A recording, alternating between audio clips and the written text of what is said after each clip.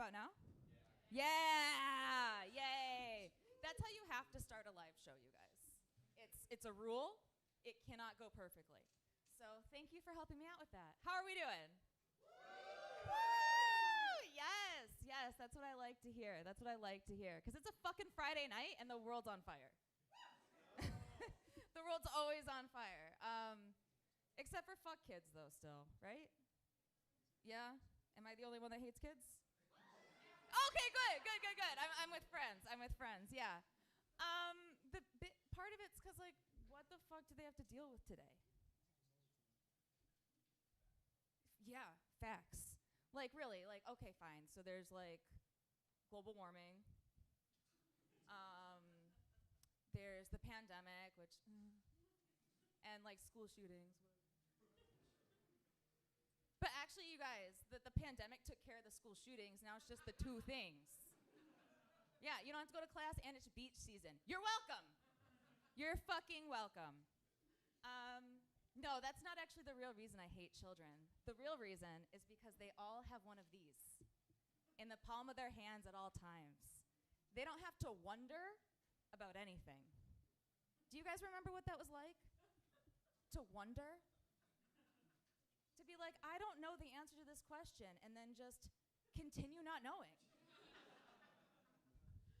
You didn't have, like, all of the world's answers in your pocket. No. I could have used that, because I thought that I peed out of my clit. Yeah. For way too long. Quick, we don't. He looked really confused, you guys. He was like, what? We don't. It's a whole separate hole. And yeah, I thought I did that, and I had to find out by just going to school and feeling stupid. Yeah? Because I didn't get to just Google it, okay? I couldn't stumble across Orange is the New Black, Season 2, Episode 4, where Laverne Cox shows you all about the female reproductive system. I didn't have the option of watching Big Mouth and have Maya Rudolph sing a song about tampons to me, okay? I had to just guess and check, and that's not how you want to do it. No, not at all. Actually, so I find this out, and then I go home, because I'm like, I got to figure this the fuck out, because I'm wrong. So I pop the hood, and I just start poking around down there, right? Because you gotta see what you're working with. Little hint for everybody else, don't fucking do that. Don't do that at all. That's where all of the nerve endings live, okay? I never thought that I was going to have empathy with the dude from the Operation game. But I buzzed, my nose lit up, and my legs shook, but, like, not in a good way, right? Too much. So that didn't work. Overstimulated me to fuck. So then I was like, oh, the problem is I'm not actually peeing. Like, I need to pee so that I can, like, look and, like, figure out what's going on. So I went to the bathroom, and I started peeing, and then I tipped my pelvis up to take a look. Don't skip ahead, you guys. So yeah, that did not work. It just turned into Caesar's fountain. Like, choo! Luckily, I have a little brother. So there was someone to blame this shit on. Because no one's going to see pee in the bathroom and assume, oh, it's my daughter.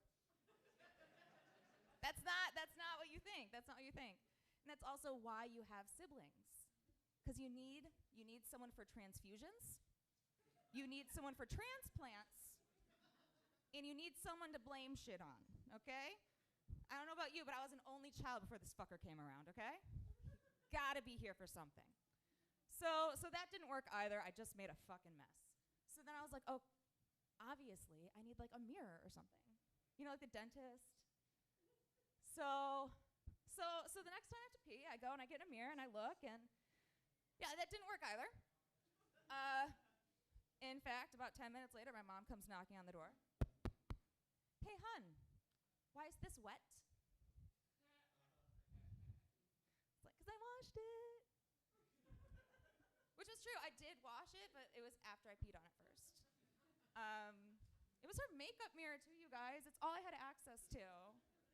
I didn't have Amazon. I couldn't just order something. We've been through that. I didn't have the phone. Yeah, speaking of, I can't believe she didn't just leave me at Disney World. Like, my mother kept me. You guys have known me for a few minutes now. I'm a fucking mess. She kept me all 18 years. She still talks to me. She's a saint. Yeah. No, I did eventually figure out what my clit does, though. I'm a full-grown adult. I own a vibrator. And because of that, though, I think that the clit should be an entire year-long class for everyone. I don't care about your gender, your orientation. Fuck it. Everyone learns about this shit. Not the dick, though. I'm all about equity, and we don't need a class about the dick because they're fucking idiot-proof, okay? And I know you're looking at me like, how do you know? Let me tell you. The first time I put one in my mouth, it worked. Yeah, there was no worksheet, no WikiHow, no YouTube tutorial. No, I just stuck it in my mouth, and then a few minutes later, I felt phlegmy. Oh, I know, sperm's gross. Meanwhile, the first time a dude goes down on me, the left, maybe?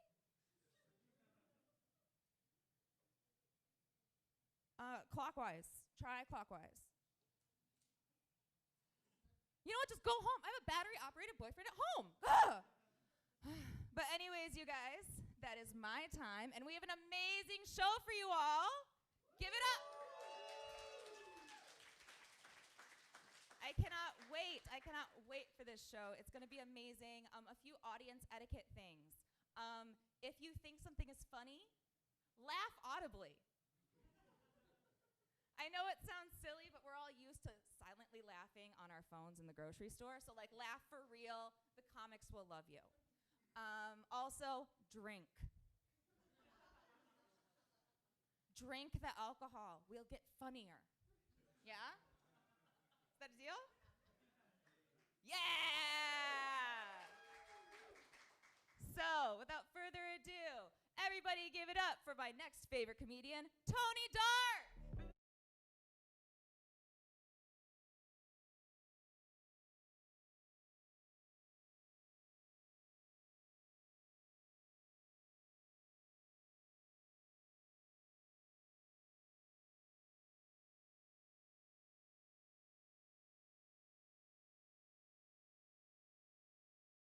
It was nice. It was smooth as fuck. It's hot. It's like I requested that or something. I like to do just a fresh word game with the crowd just to get everybody integrated in the process here. And it's just a single word, and you don't have to say it if you don't want to. But I think if we say the word, it removes a lot of the negative energy that this word can hold over us at times. Are you guys ready for it? The word is penis.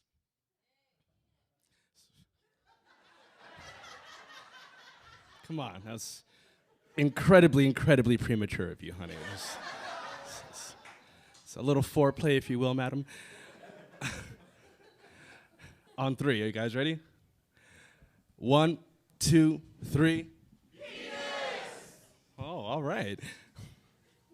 It's powerful. Sounded girthy. Thick. Sounded like a black penis, right? That sounded, y'all did that. Y'all fucking did that. Well, since we're into the penis talk so much tonight, I feel like I could talk about mine a little bit, right? Fuck it. We got a good rapport, I'll be honest with you guys. I think my penis is shrinking. Yeah, that's the appropriate response to that. I'm just worried about it. I'm stressed out about it. I went to see the doctor, you know. And like, he didn't run any tests or anything. He just looked at me and he was like, Tony, you're fat. It's like, fat? I don't know, man. Like, doc, I'm like retaining water. You know, it's not fat. Thick at best. I don't know. I guess I decided to work on myself, you know. I picked up jogging. I ran into a few problems. It's like a body like mine, like physically, all attributes of this body. When I go jogging, it just looks like I'm running away from a crime. Or towards something greasy, I don't know. It's like, either way, I understand why the cop decided to tackle me, you know. He was just worried about my cholesterol, guys. Just worried about my cholesterol. But it's great, you know. I decided to accept myself for me, you know, like, this is me. You have to love yourself. Yeah, you could plot for that. Love yourself. You know, so I'm back there, I'm out in Dayton, and I keep hearing the same thing over and over with the ladies. You know, they're like, Tony, I like what you got going on there. That's fucking rude, sir. So fucking rude.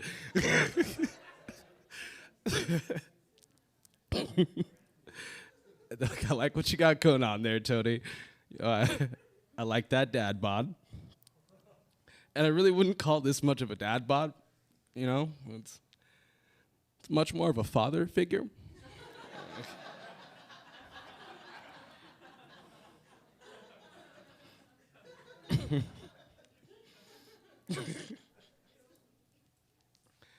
But it's rough, you know. It's rough out here. I see a lot of couples in the crowd. There's some couples here, right?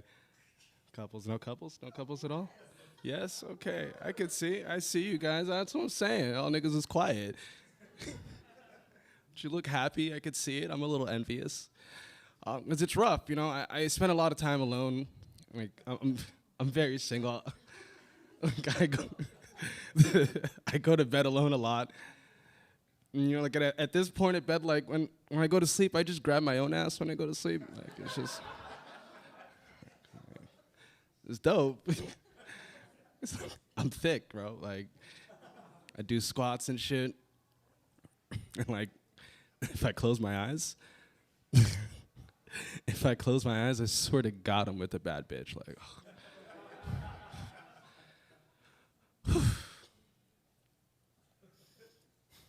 it's true. Like, it's not. Do we have any weed smokers in the audience here?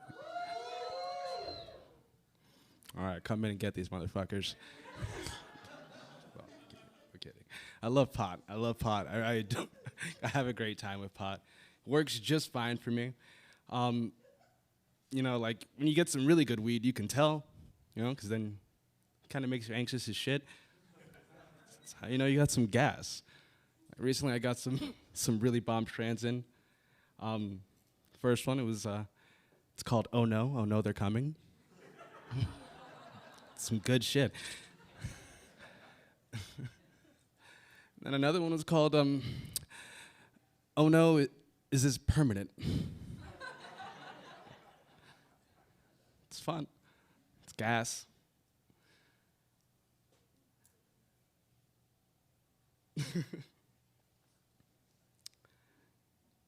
I never want to know what sex is like for women. Honestly, I never wanted to know, but then I tried a Q-tip for the first time. And some dots started to connect, you know. I was like, oh. Oh. Oh my God. Oh, I get it. That's cool though. Like, I understand women now a little bit better.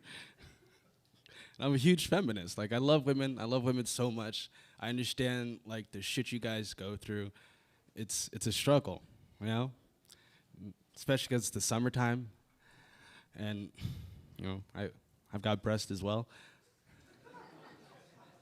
Yeah, no, secrets out. I use secrets underneath each breast before I start my morning.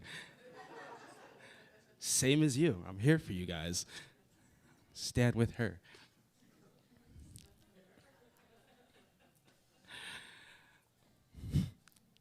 White people are cool, though. Any white people in the audience tonight? Yeah. Fuck yeah. You guys are fucking great. You're so awesome. I promise you're nowhere nearly as bad as the media will tell you that you are. You guys are fucking dope. Good people. Like I've never seen my homie Todd shoot up a school one time. Like it's never happened. It's fake news. But I don't know. I do consider myself a man of culture, of white culture, and you know, I just always find it interesting. Like you guys are always trying to expand your horizons, you know, like trying to new shit. Like back in the 90s, you know, you guys were probably like, honey, oh my God, let's try some Indian food tonight. And spice up the relationship a little bit.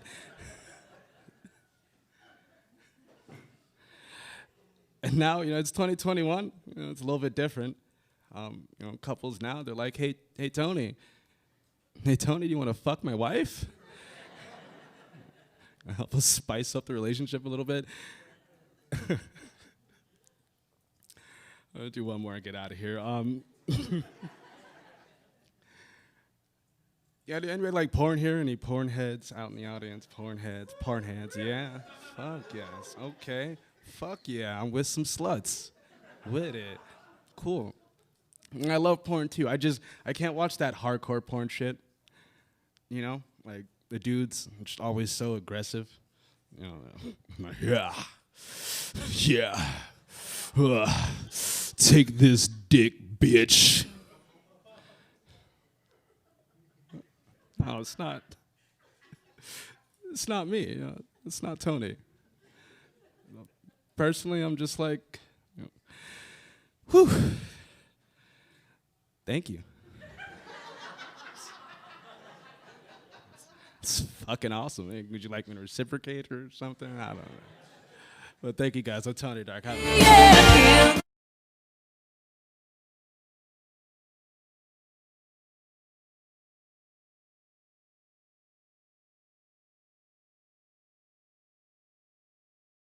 Their condoms when they left. Someone did not listen to me. Men. You guys are an amazing crowd, by the way. I'm backstage, and you are totally following directions. Thank you so much. Thank you so much. You guys think things are funny. You're audibly laughing. That's awesome.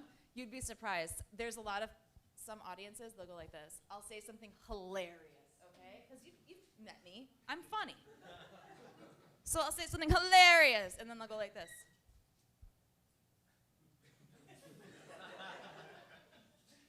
Which is fine. That's fine. If that's how you process the world, like, you go for it. That's amazing. Like, I don't want to shame you at all, but like, just for what I'm doing, I like her. You know, I can hear that. It's a good, like, immediate. I'm a comedian because I have low self-esteem and I need that immediate feedback. So, like, the more I can get, the more well I'll do. And all of these people, they're the same way. So, thank you. Thank you all. Woo! Yes, we're having a good time. So, up next, she is an amazing person. She's so sweet. Give it up for Shira Weitz!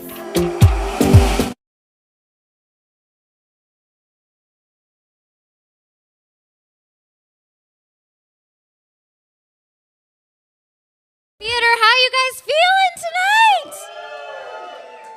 Cool. Prozac? Antidepressants? Cool. Me too, guys. Me too. Yeah, all the comedians in the back are like, yeah! Antidepressants! That was interesting with Tony leaving the condom on, you know? It's like, I can never convince them to put them on, but it's very easy, usually, to get them to take it off, you know? Anyway, my name is Shira Weitz. That's Weitz spelled like a Jew, not like a skinhead. Just to clear that up. You know, like, I don't identify as, like, a white, okay? But my preferred pronouns are chosen.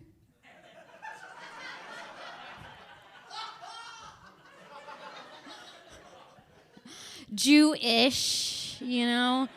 Or just, like, cheap and depressed with a quirky sense of humor. I'll take it all.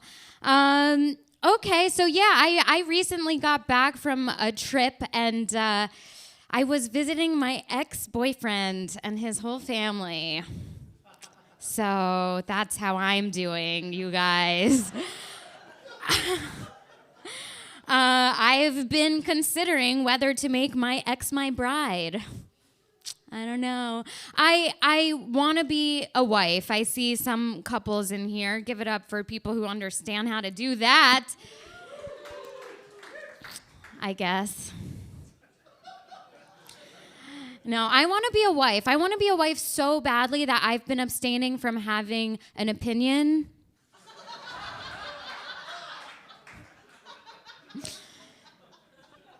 I do love you. You are amazing. Yeah. And I've also been abstaining from sex, but that's not like, it's not like super my choice.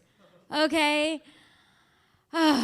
It's just, things are like getting lost in communication, you know, with my romantic relationships. Guys slip into my DMs all the time, and they want to know, because that's how they do it these days. They slip into the DMs, and they want to know, like, oh, are you interested in having sex? And I'm like, yes, I just call it having your baby.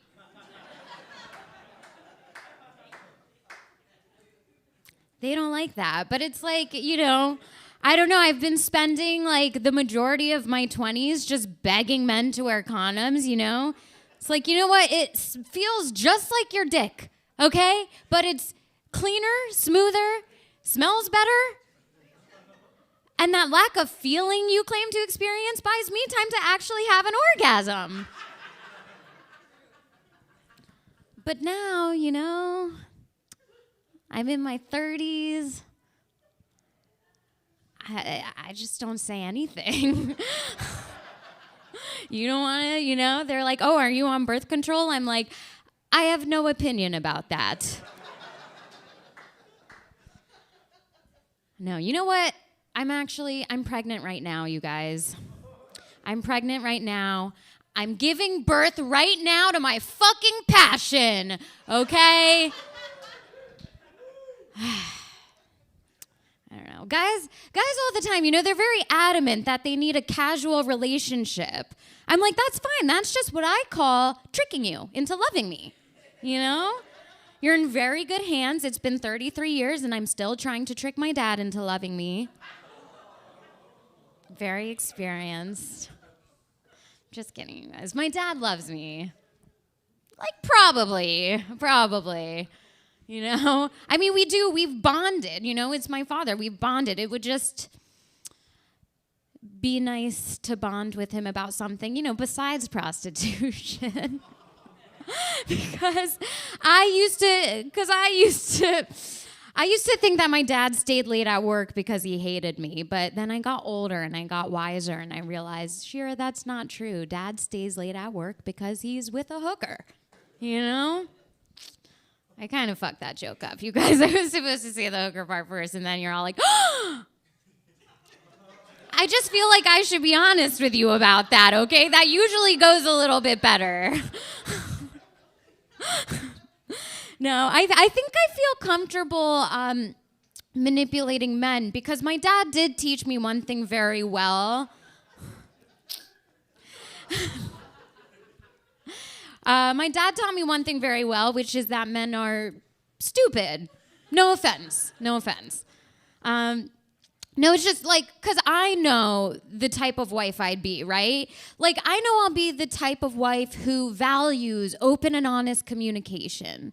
Okay, so if you're even thinking about straying outside our relationship and sleeping with other people, just tell me about it.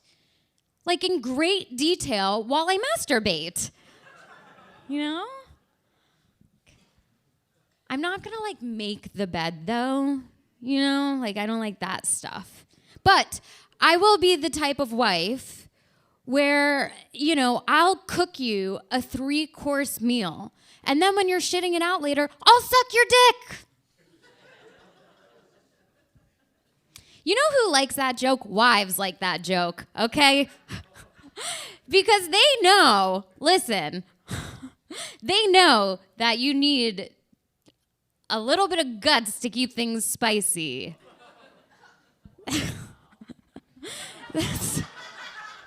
That's fair. That's fair. It's called compromise, you guys. I know that I'll be the type of mother, right? Where if you fuck with my family, I will find you, I will chop you up into little pieces and throw you overboard in the middle of the ocean with just enough weight attached to you so that you're never fucking found. I find Swiffering therapeutic. Anybody else? Anybody else? I'll take care of the floors in the relationship, you know? I don't mind that. That's fine. All I'm saying is that sometimes it takes a little bit of entrapment to realize, like, I'm a fucking 10. Okay, fuck you guys. I'm like an 8.75 at least. I know we're in Miami, all right? I know, I get it. But that's like on the outside, you know? And we all know it's what's on the inside that's broken. On the inside, I'm like a negative person. Being born was my trauma, really. I mean, as a fetus, it was my goal to miscarry. I failed at that just like I failed at my acting career. What? Oh. No, but listen, like in all honesty, I was a colicky baby. Do you guys know what that means? Yeah, cool. For those of you who don't, men, just kidding. It means that I basically cried all the time, but for like no real reason, you know? So I was a colicky baby. Now I'm just a colicky adult who kind of hates dogs. What? Okay, listen. Who here has a dog? Okay, like, I don't hate your dog, okay? Like, I'll pet your dog with a goddamn smile right before making a beeline to the bathroom to scrub the stench off my hands, you know?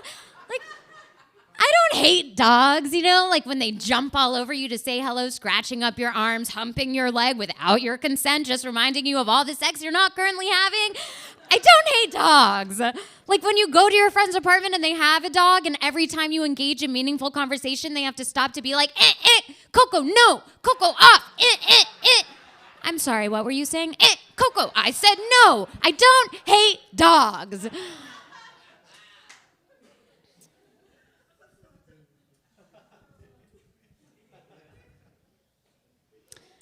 I was walking down the street the other day.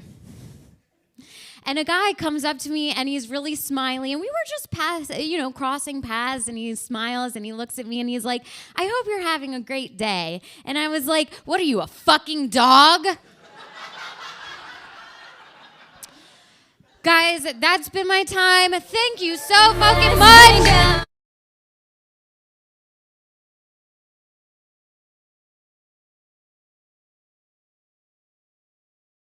Shira, she's a real lady. She took her condom with her. But you know what? Dogs are fucking cool. God damn it. I go to the dog park every day. It's my favorite thing. Like, Miami sucks. Like, come on. Like, especially that driving. Fuck that. Fuck that. I'm an angry person. But then I can go to the dog park and I feel like a good person. In fact, I smoke so much weed, my dog's now a stoner too. Yeah, no, I'll roll up, he'll come out on the balcony with me, I'll blow some in his face. We'll people watch. We'll yell at that one lady for not picking up her dog's poop. Come on, bitch! Just because I'm a stoner doesn't mean I'm not a Karen. I am what I look like. I will fuck up a Joanne Fabrics. Yes, I made this, actually. Thank you. So this next comedian, he's hilarious. He's one of my best friends. Please give it up for Tarek Turjuman.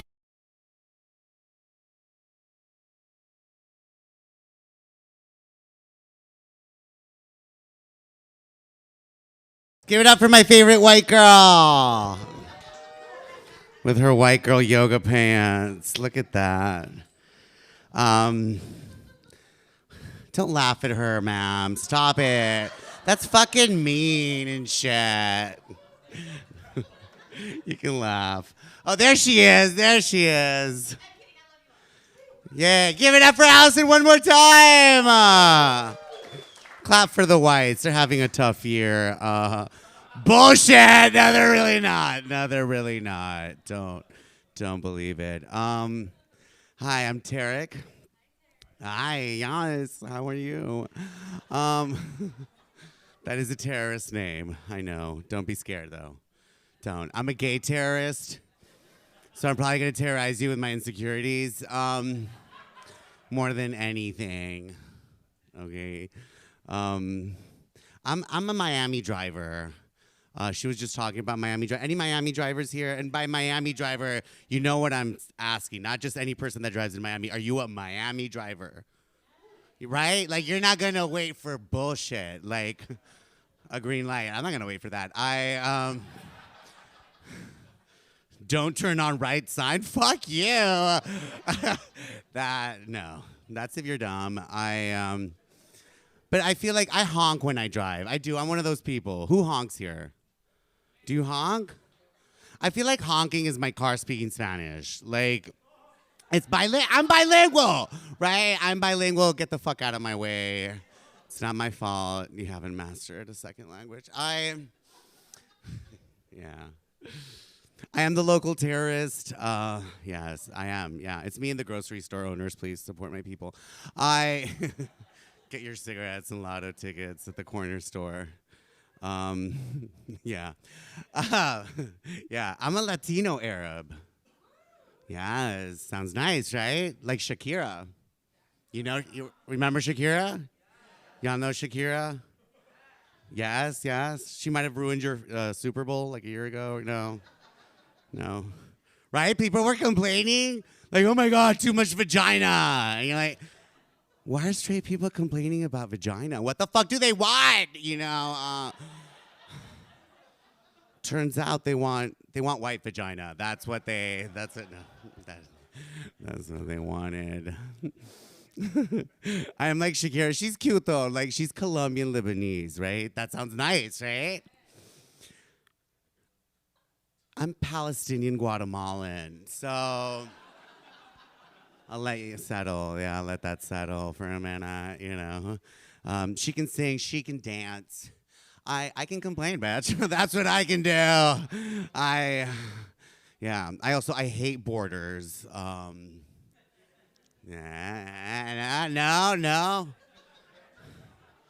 I've never tried, but I can probably dig a really good tunnel. It's in me. I know it's in me. Yeah. I am Guatemalan, born and raised. The kids they put in cages, those kids, yes. Those are our kids, yeah. We're the most undesirable immigrant in this country, which I think is quite the achievement because there's a lot of fucking undesirables. Guatemala's number one. You might think it's Mexico, but they're fucking undesirable by numbers. We're fucking undesirable by merit. And we deserve it. No, Guatemala's great. No, but there's a big immigration problem. That's what they want us to believe. And the vice president just went to Mexico to tell all the Guatemalans and Central Americans, right? Did you see it on TV? Kamala Harris was like, do not come. Remember that? And I say to her what I used to say to my ex, too late. My little dreamers are past your border and they spreading everywhere. Yes. So, too late. Anyways. Any gay people here? What? Oh my God. That's too gay. I need some of you to leave. I feels a little judgy in here. Yeah. I'm a bear. Do y'all know what a bear is? The gays that don't go to the gym. Look, we go to the gym. We just stay in the showers. We're really about cleanliness. No, we're the gays that dress like lesbians. right? Any lesbians here? Woo! You like these shoes, don't you, bitch? Yes! Start an Insta fashion page for lesbians. Well, yeah, being gay is fun. It is, right? Despite all the bullshit, we do get our perks, right? We do get our perks. Like, my favorite thing is being the gay best friend. Who here is the gay best friend? Right? Right? Are you treated like a princess too? No? Like, you get all the benefits your friend gets, right? Right? Like, you hang out with her family. And, like, my favorite part is, like, when she's dating a new guy. We're dating a new guy. Because, bitch, if you want to know if you got a good man, you got to watch him and see how he treats your gay best friend. Hear my words. Do you agree? Who here agrees? Right? You want to see who a man is? Watch him how he treats some gays. All right? Put him in the dance floor with like a bunch of drag queens. Leave him alone. See what he does. He might turn into a drag queen. But, you know, that's always great. That's always great. Yeah. No, but my favorite part is when we date. You know, he treats her like a princess. He treats me like a princess. You know, like, you know, the date starts. You open the door for her. You open the door for me like a lady. You know what I mean? Right? Okay, she's getting another drink. I want another too, a double. Like a lady. Fuck you. Like, I approved your fucking dick pic, so I get a drink. Okay. I made everything happen, boo-boo. Okay. All right. Oh, she's getting an appetizer. I want fried calamari like a lady. Okay. Fuck you. All right. You tickle her clit, you tickle my hole like a lady. All right. She gags, I choke like a lady. And that's how you know. That's how you know, guys. Any thruples here? Is this a thruple? No? What's the relation here? A trio of best friends. So like a mountain thruple? What the fuck does that mean? Yeah, okay, that's fine. That's cool. Would you ever be in a thruple? Oh my God! When you are in a relationship with three people in a relationship at the same time. Not just a threesome. I used to do plenty of threesomes. I did one recently. It was great. It was, yeah. Have you done a threesome? No! Are you over 30? Okay, well, it's different in your 30s. It is. It's different. Yeah. Yeah. You might need some cocaine and a muscle relaxer. Yeah. Yeah. I used to do a lot of threesomes in my 20s. I used to do like bi threesomes. Like I would go home with like a chick and her boyfriend, you know? Like I was so gay, I would eat pussy for dick. You know what I mean? Like I would eat that pussy like it was the dick tunnel, you know? And you know, the dick is the light, if you will.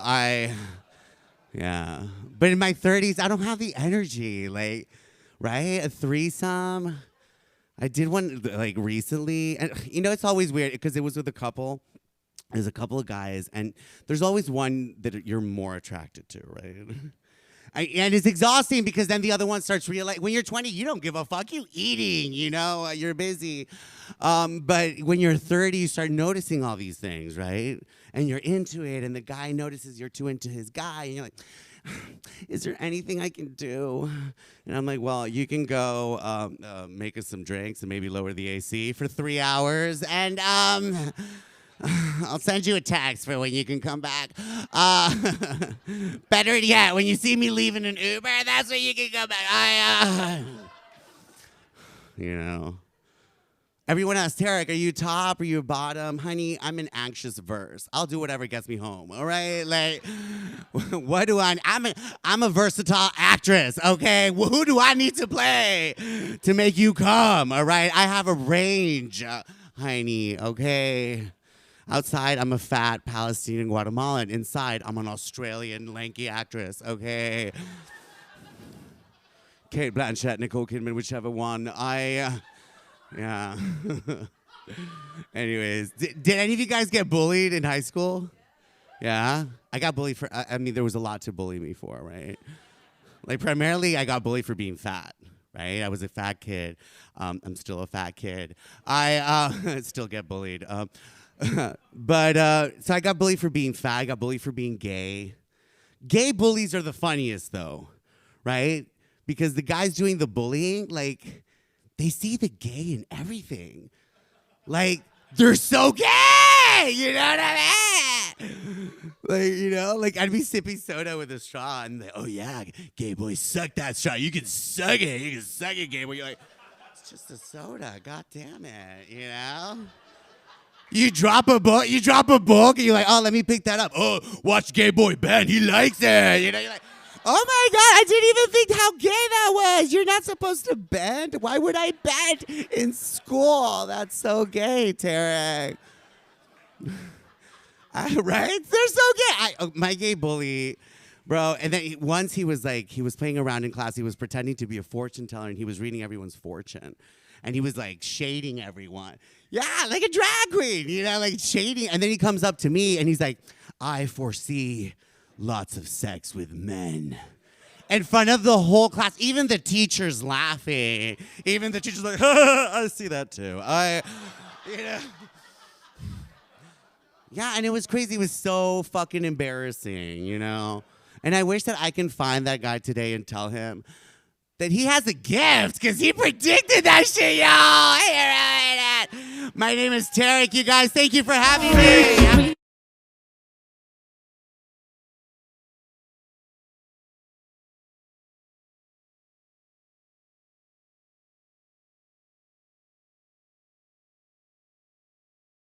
He is our Harry Shakira here at Villain Theater. He is actually also the teacher for our stand-up 5 for 5 class. So yeah, that's actually how I learned how to do stand-up. Woo! So if it's something that interests you, villaintheater.com. The next one starts October 5th. But fuck me and fuck that shit. Let's have the next comic come out, right? Yes, everybody, please give it up for Chris Shepard.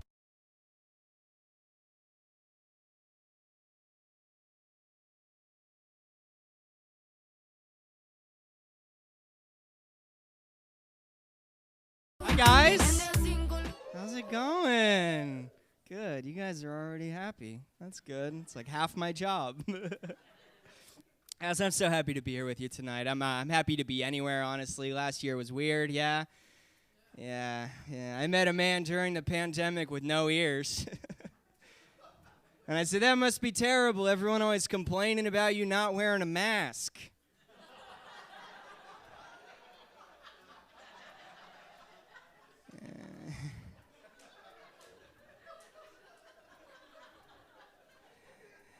He looked at me and he said, what?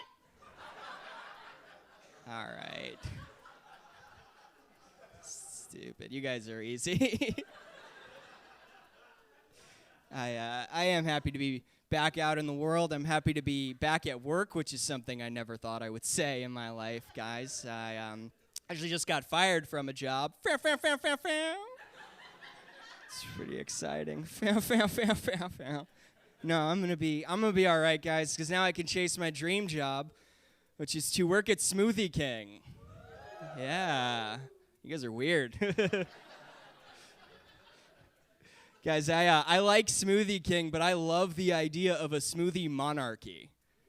Yeah, an entire socioeconomic structure and class system based around the concept of a smoothie. Fucking sign me up. I want to work at Smoothie King the most so that I can take that job too seriously.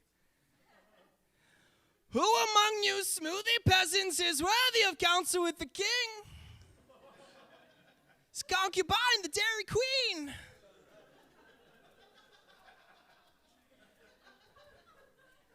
Get fired immediately. I like that, guys. I know I look like a guy that would work at Smoothie King. I get it. You know. I look like a guy who's always about to get his life together. Maybe I won't take mushrooms on a Tuesday. Just kidding. I'm going to keep taking mushrooms on Tuesdays.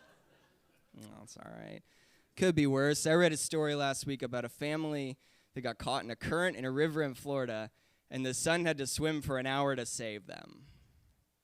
Two things about that right away. If you were swimming in a river in Florida, you have already lost. All right, like we don't need to save everybody, but we don't need more people selling bad health insurance to pay for bottle service. Second thing about that, how fucked up is Florida that it's national news when somebody doesn't drown? Like it might have been on the news, but like real quick after the Powerball and before the Cialis commercial. I feel the worst for the dad in this situation. You know, I know he waited all month to have this weekend with his kids. Let's not pretend that River Dad is also full custody dad. Pool Dad may be full custody dad. River Dad saved the Coors Light before he watched his kids float away. All right. Got some pushback there. I feel like single dads in the room. That's all right. I don't smoke weed, which surprises most people who talk to or look at me. I don't smoke weed. I used to, but I lost. Someone gave me an edible right before I had to write a paper for college, and they said, eat half, and I ate the whole thing right away. An hour into writing the paper, I started saying, what are words? And then an hour later, I was like, what are letters? And then 2 hours later, I was pretending to be a snake in the shower. I don't know if you guys have ever been Animorph high. All right, now I know how old you guys are. This is what we're doing here. I don't smoke weed, but I drink it. I fucking love drinking. Where my drinkers at? Yeah, you have a problem. No, I'm just kidding. I fucking love drinking, guys, but I envy people that don't drink a lot, because when they drink, it's exciting. Yeah, it's like, oh shit, Randy's having a beer. Tonight's gonna be awesome. When I drink, it's a lot of, fuck, Chris is drinking again. Who's gonna keep him out of the canals?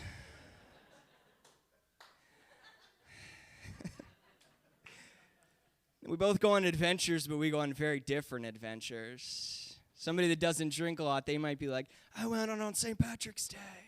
I had 2 beers. I was out until midnight. And I'm like, I drank tequila in a swimming pool and woke up in an MRI machine. Like,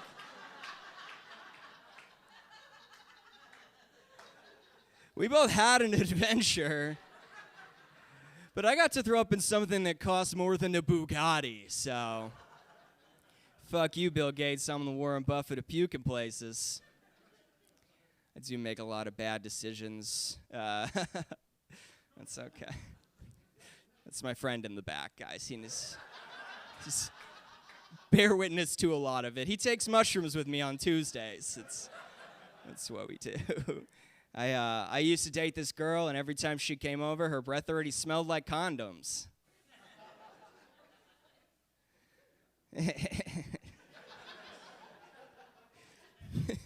There's a lot of things I'm okay with breath smelling like, guys, and condoms is not at the top of the list. But I give people the benefit of a doubt, like, to a fault. So I was like, you know what, Chris?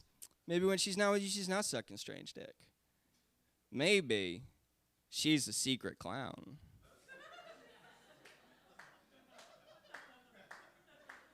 She's blowing up balloon animals, and that's why it smells like that. But then I had to say to myself, hey, Chris, what's worse? Because if you come home and your partner is blowing someone, you'll get over that. If you come home and there is a surprise clown in your apartment, you're never going to be the same person again. If you come home and there's a surprise clown sucking dick in your apartment, fuck, maybe you're into that. I didn't come here to judge you guys. Also, sidebar, I think that's how mimes are made. I think every mime is just someone who came home too early, saw a clown sucking dick, like, what's the opposite of this? No colors, quiet forever. Sidebar to that sidebar. A lot of people don't know this. The original person to walk in on a clown sucking dick was Helen Keller. Yeah, hang on. The mime supreme. If you got a little tight there, fuck Helen Keller. She grew up wealthy, grew up poor, then learned to read blind and deaf, you bitch. Also, Helen Keller's whole family owned slaves. I don't really give a fuck if you couldn't read or write, if you owned people that weren't allowed to read or write. Also, lesser known historical fact about Helen Keller, she was a notorious animal abuser. And I fucking made that up, but those other things were fucked up enough that you believe that about Helen Keller.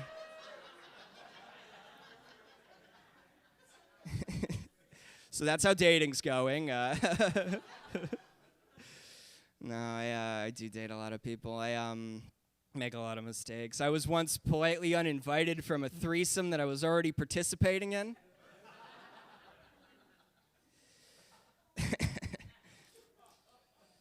Which is the only way you should be uninvited from a threesome. Because if you're uninvited and it's not polite, you shouldn't have been there in the first place. Read the room. Chances are you walked in on two people fucking and went, don't mind if I do.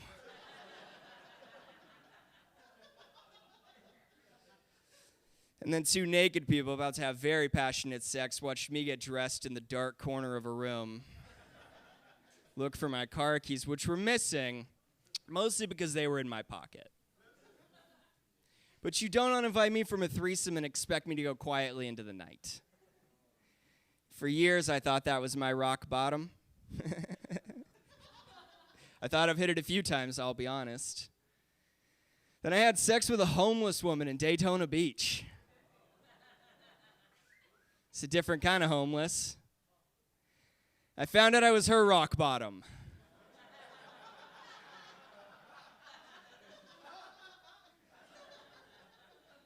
That's rock bottom. Thank you guys very much.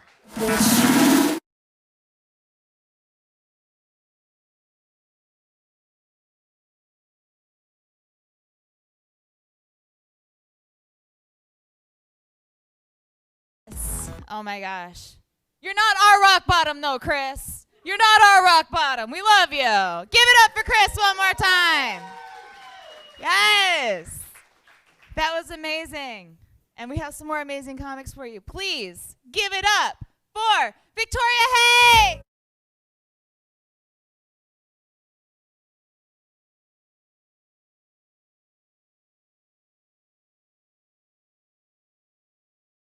Hi.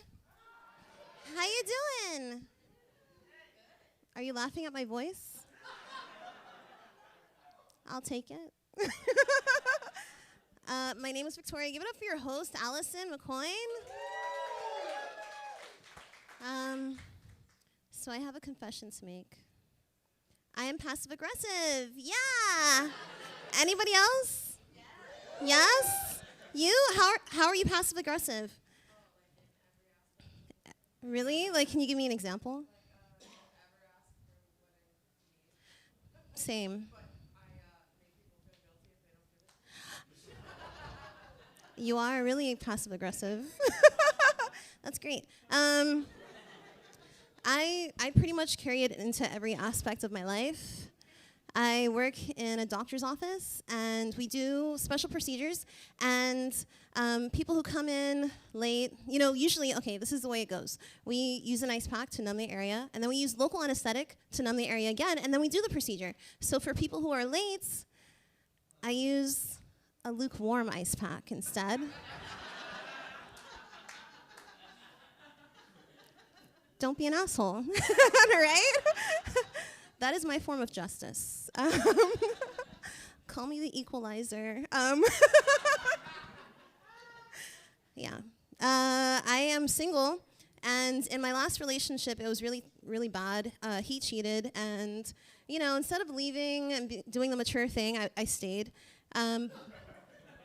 And so, but I would still cook for him, make his food.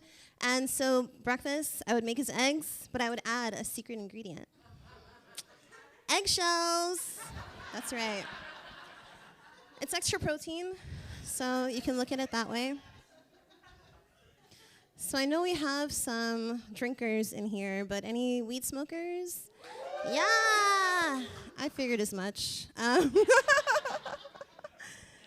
My boss, she loves me, but she doesn't know that I do drugs. Yeah. It's just weed, though. I used to drink a lot, but personally, it doesn't sit well with me anymore. Once you're past 30, it just doesn't feel the same. Yeah. Sorry, I'm getting triggered. The last time I drank, I wasn't doing anything. I was simply existing. I was standing in one spot, and my knee dislocated, and it's like, what the fuck? You can't win. Being that I was intoxicated, I popped it back into place. And I tore my ACL. You guys are laughing at that. Yes, it's okay. So yeah, there is a few things I do drunk than high, though. Like, drive. Just kidding. Don't drink and drive. You'll spill your drink. Do you guys drink weed? What do you guys do? Heroin? It's cool. Are you guys from Miami? No. Oh, really? Where are you guys from? From New York? So, that's cool. So it's not heroin, it's crack. Right? That makes more sense. Not judging you. Not judging you. There are a few things I do high, though, versus drunk, like have sex. Yeah? Yeah, you're shaking your head. You know what's up. High sex, you feel everything. You feel every cell in your body. You feel the first time they slid into your DMs and how annoyed and intrigued you were, but mostly annoyed, and now they're sliding inside of you. Versus when you're drunk, you're there and they're like, "Oh, Victoria, you're so wet." And it's because you have no bladder control.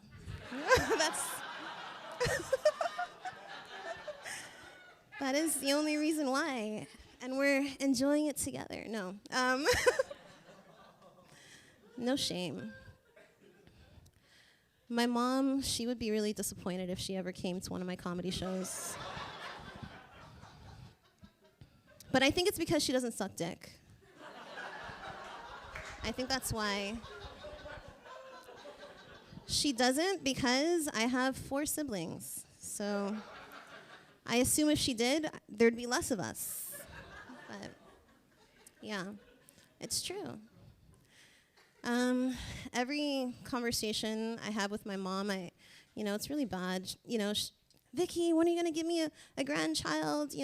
What's going on? Does your mom harass you about that? Is your mom here with you? No. She is here with you. Is this your mom? Wow, you look great. Sorry.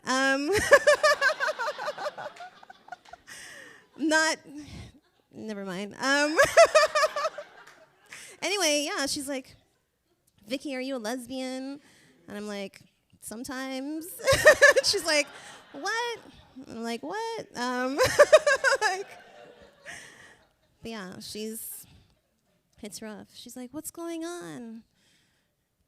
And it's like, "Mom, I'm not having kids." And she's like, "Why?" And it's because I swallowed them all. That's why. That is. What are you gonna do? Anyway, you guys have been a great audience, and thank you for coming out. That was my time. Thank you so much.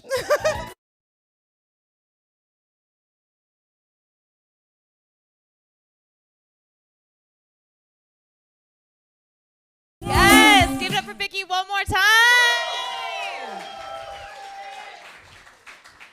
I love her. Whenever we go out, there's just a small voice that says, "Do you want an edible?"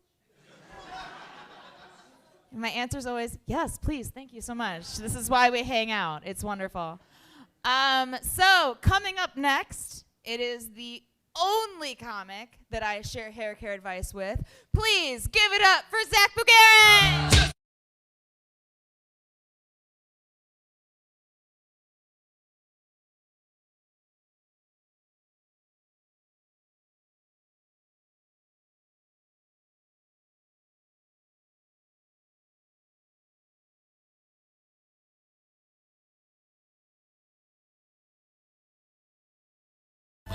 Hey, guys. Hey. I am the guy who did mushrooms with Chris on a Tuesday. Just to get you a gauge of the type of person I am, we were standing on the beach. It was like 4 a.m, and I was looking out in the water, and I was like, I'm just going to walk out there and never come back. What about it? Yeah. So my name is Zach, which is short for Zachary, which is a child's name. My mom named me Zachary and then gave me books about dragons and wizards and expected me to become a real man one day. I'm 35. Can you tell? I look like Tarek's only girlfriend. Oh my God. So dumb. I'm Polynesian. A lot of people are like, Zach, what's it like being Polynesian? What's it like growing up Polynesian? I assume it's a lot like most brown people, just a lot more flowers, you know? Yeah. I'm not happy that joke works, by the way. I'm 6'4". I've been dating a lot of short girls. I'm starting to realize they all have daddy issues. Well, it's just like you don't understand what it's like being this tall and when a girl who's 5'2" wants a hug and it's like, I'm not your father. Just your daddy. You know what I mean? Come on. I don't like to choke during sex. Who likes getting choked during sex? 3 honest people. I just dude, I don't want same thing with the tall thing. I don't want that to be your point of view of me. Just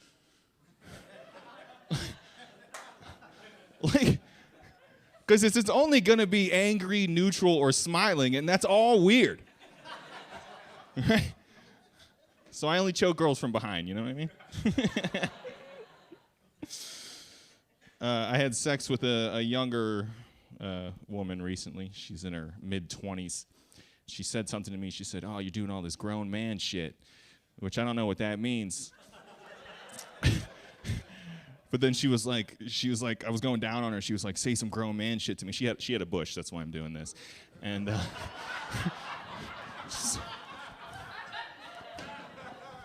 first of all, I love a bush. Who doesn't have a bush? Yeah. Any man who won't go down on a woman who doesn't have a bush, what's wrong with you, dude? Call me Zach Cousteau. Let's find out what's in this forest. You know? Let's go on a mission, you know? She was like, "Say some grown man shit to me." And I was like, "I have IBS."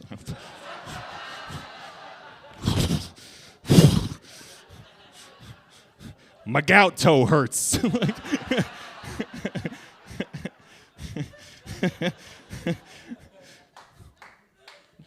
She called me again. Fuck you guys. These are all past tense. I am currently celibate, abstinent. What's the difference? I don't know why. I'm sad, dude. Mind your business. Well, okay, I went through a breakup recently. My girlfriend of 9 years, she cheated on me and then dumped me. Hey-o! Yeah. She tested positive for chlamydia. And I didn't.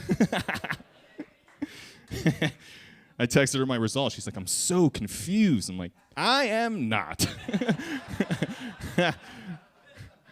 I really got to be Sherlock Holmes to piece this mystery together, you know what I mean? And she still denies it. It's so funny. And I'm like, first of all, science is a thing, you know? And second of all, this is not immaculate conception, all right? You are not the Mother Mary of STDs. You're a fucking whore.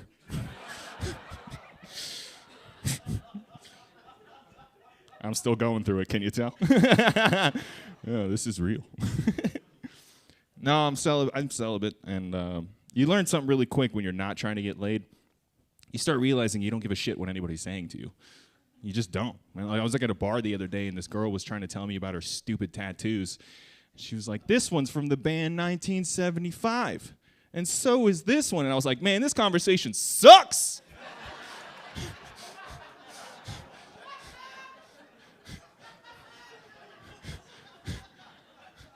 Just gonna go home and get a good night's sleep. When was the last time you did that? Never, because you're always thinking about pussy, dude. I'm sorry, you're here with your girlfriend. My bad. I know. That was mean. I was at a show recently though, because like I still get moments of weakness, you know. And this girl locked eyes with me after I got off stage. Beautiful, beautiful woman, man. And I was like, she's the one, because I'm sad, you know. And and she walked up to me, and as I was planning our life out together, it was the best, man. I was like, we're going to have kids, man. They're going to have her eyes and my hair, you know? Maybe it's going to be a goth wedding, because she was a little goth, you know? Because I'm a good dude, and it's her day. And then she walked up to me, and she looked me in my eyes, and as I fell even more in love with her, the first thing out of her mouth was, "Are you a Virgo?" Yeah, and then I kicked her in the chest. Ooh, somebody hates astrology. Yeah. No, for real, I don't got time for that fake science. Come on now. I grew up in the 90s, dude. The only person I knew growing up who believed in astrology was my weird aunt who had like 16 kids, and only one of them was my cousin. You know? Plus, that's like a dickhead thing to do to somebody, to walk up to them and be like, I bet I know everything about you. It's like, you don't even know my name. What the fuck? Just be a dick, right? Stop blaming it on the stars, guys. Like, I'm a dick, obviously. All right? And I know why I'm a dick. It's because my dad left when I was 1 and my stepdad's from Staten Island. It's pretty easy, you know? Go buy another succulent and grow the fuck up. It's fucking stupid. Oh, man. Let's go away from that, because I'm starting to get sad. No, no, I'm kidding. I've been watching a lot of. I've been getting into like car commercials recently. I don't know why, but like I've been getting into the slogans, like car slogans, like Ford built tough. We're tough. You know, we're gonna pull stuff from over there to over there, because tough guys pull shit. All right. Or like Volkswagen, drivers wanted. Like, please buy our cars. I know we had that weird history where that guy was really mad at the Jews. You know. We're not doing that anymore. Please buy our cars. But my favorite one, I saw this one recently. It was an SUV on a cliffside, and then on that cliffside was a man and a woman, and she was 8 months pregnant, and they were watching the sunset, which is adorable if you're into that. And and it just said, Hyundai, question everything. Fucking what? Like, what was the original version of that commercial? Him pushing her off the cliff? It's like, question everything. What is life? What is love? Why did I buy a fucking Hyundai? It's probably a series. It was a whole series for, like, the ID channel, you know? It was like he kills her, and then the next commercial, he's driving home frantically alone, you know? And then the next one is just, like, a crime scene, and somebody's checking the tire tracks. Question everything, you know? And you fast forward to him in court, and they're like, guilty. And then the last commercial is him standing in a prison cell with like a Aryan Nation lifer rubbing his shoulders, and he's just crying. And then it just zooms into his eyes, and it gets all black, and then it zooms back out, and he's still on the cliffside, and it's just like, question everything, dude. Okay, that could have been better. That's all right. I'll leave you with this. I had dinner with my grandmother recently, and she has so much dementia, and well, she's not my grandmother. She's my stepmother's grandmother, and we've been playing this joke on her where every time we go out, it's like a blind date, and I'm her date, which is fucking adorable, right? But then I was like, I'm gonna fuck with her a little bit. So I showed her a picture of like Barack Obama from like 1975 when he was wearing the hat and smoking a cigarette, looking dope, And I'm like, look at this guy, and she's like, ooh. By the way, she's white, which is important for this arc.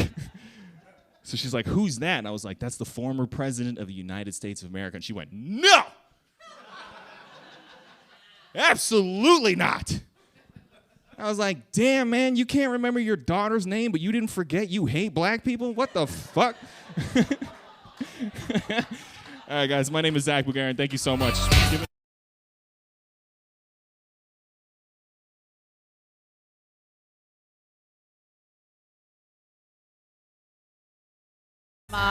They're racist. So you guys, we've got our headliner. Woo! And also because you guys have been an extra special audience that has like followed directions and like been cool, you can all stay for the next show as well.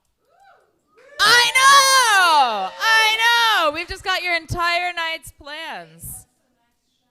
It's group chat. That we've got a whole second lineup of comedians. They're yes, brand new people. Yeah, you'll love it. I promise.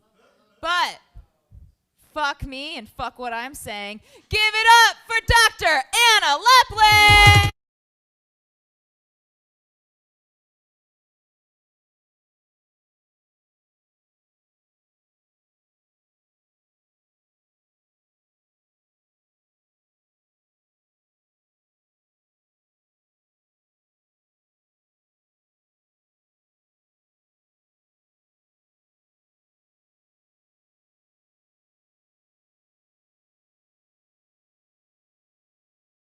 Listen, guys, I'm just trying not to catch herpes, all right? I don't want to have a herpes birthday. Let's get up your host and all the comedians here tonight, ladies and gentlemen. Yeah, it's so good to be here. I am a touring comic. I love being here in Miami. You guys are so goddamn polite. I've been walking around in Wynwood, and every single person stopped me and offered me free cocaine. It's been great. When you're driving around in Miami and you see the construction sign that says bump ahead,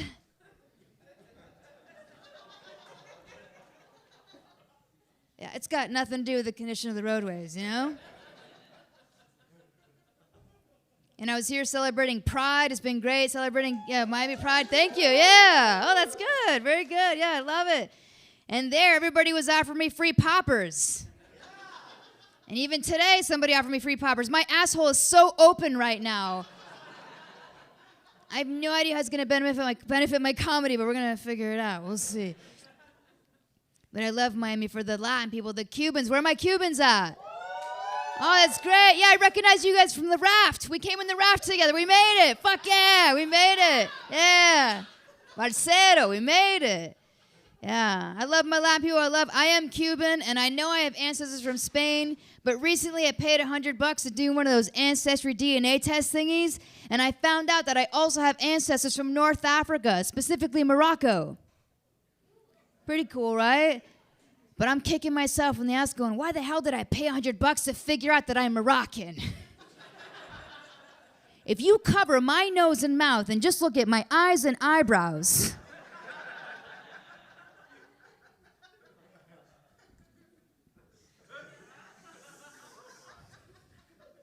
I look like Princess Jasmine and Aladdin had a transgender child.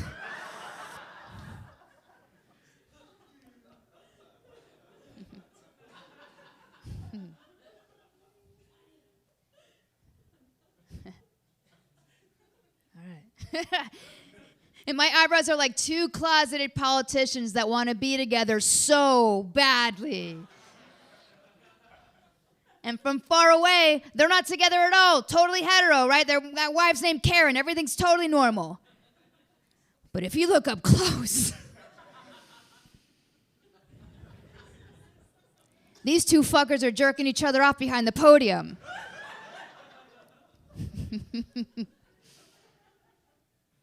You know, the ancient Egyptians, they worship cats. Anybody here got pussy or what? You got a cat? What? Anybody here got a cat? Yeah. They worship their cats, and it's such good luck to have a cat and take such good care of it. And what they would do is when their cat would die, in honor of the cat, they'd shave their eyebrows off and mourn the cat until their eyebrows grew back.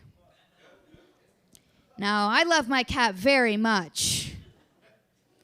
But if I shave my eyebrows off, I'm only going to be mourning that cat for like 2 days, 2.5 days max.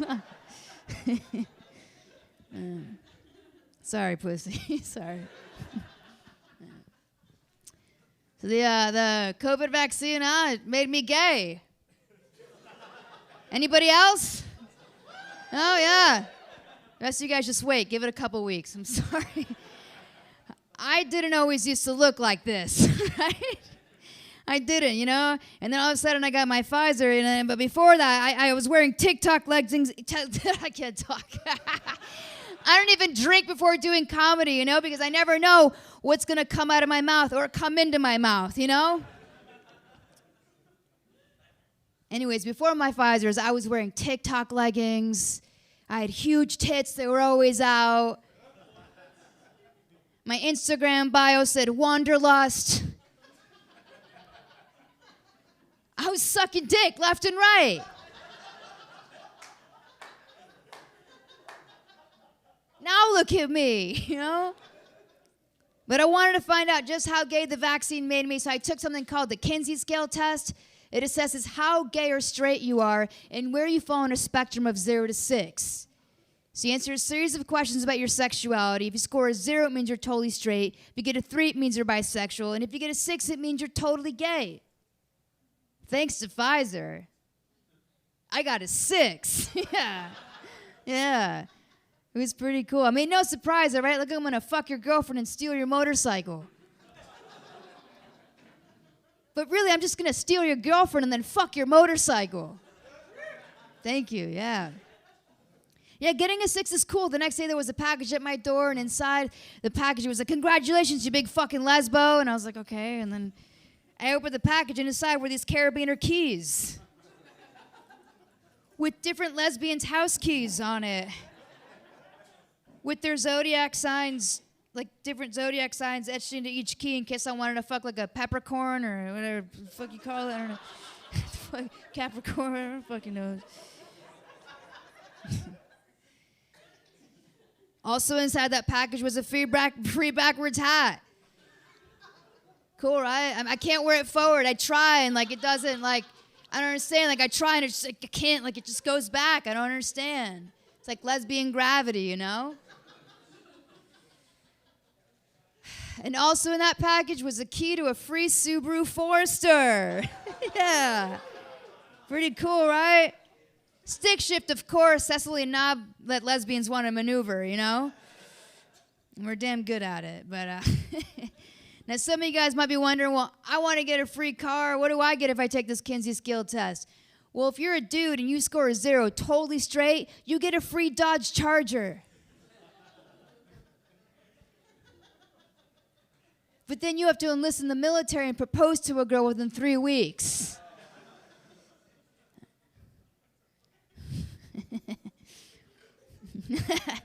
The snort means you know somebody. You know somebody.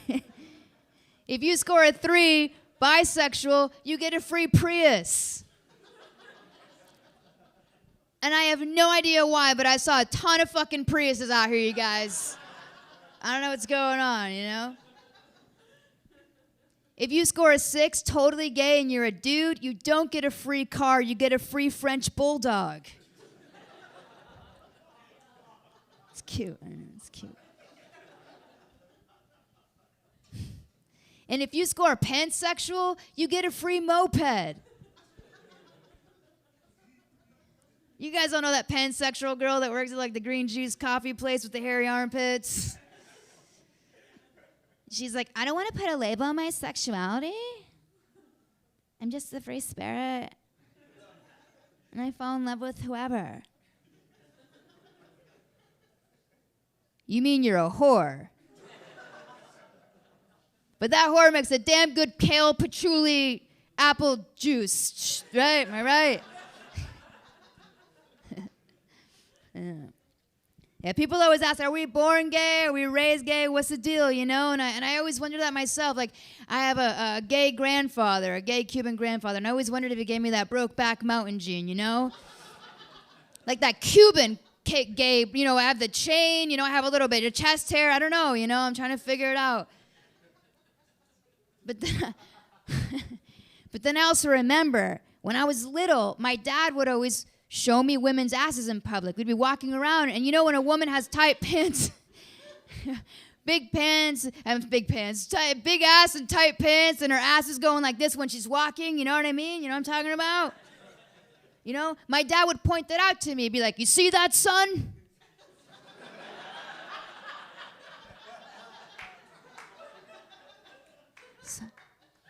Son. Yeah, Dad, I see that, yeah. Mira ese culo, one for me, one for you, one for me, one for you.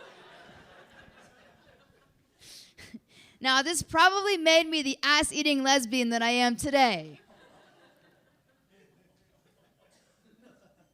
And he's very proud. But it sure as hell never made me want to share women with my father, all right? Never. Like, it's definitely not happening. Yeah. I finished my PhD in 2012. Thanks. Yeah, I wasn't expecting. Yeah, thank you. Yeah. Hey, I don't really recommend it. The girls at 11 make more money in an hour than I'll see in my entire life, you know? Yeah, but after my PhD, I was like, I want to move into something more challenging. So I decided to have a goal of sleeping with a woman of every nationality. Yeah, it's a true story. I put a map on my wall, and every time I fucked a girl from a different country, I'd put a thumbtack in it, right? And I did it all. I did a girl from India to the Bollywood music, the music, you know? It did taste like curry. By the way, it did. It was delicious. I like curry, you know? I did a Bolivian girl. She was playing a little wooden flute. Whoo, I fucked it right out of her hands.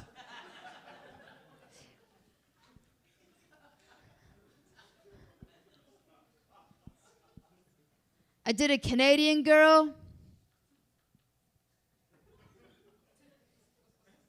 There's nothing to say about it. There's nothing to say. Canadians are just like really dumb Americans, you know? Yeah. I did an Ethiopian girl. She was starving. Guys, I fed her really well, all right? Really well, in more ways than one, okay? Yeah. Now, this was a really easy goal to work on when I lived down here in Miami, Florida, but now I live in Jacksonville, Florida. And for those of you who've never been to Jacksonville, Florida, the only nationality there is white trash. Those girls drink Mountain Dew at every meal. They baptize their babies in Mountain Dew. Sponsored by NASCAR. I don't know how that... I don't know how that works. But yeah. And since moving to Jacksonville, the most exotic thumbtack I have put in that map has been Athens, Georgia.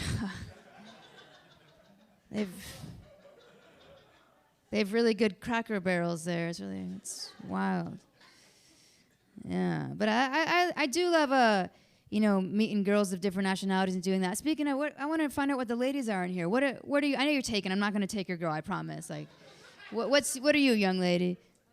Cuban. Good. Very good. Beautiful. Vietnamese and Chinese. Yeah. Colombian. I've done all those countries. I was just sorry, guys.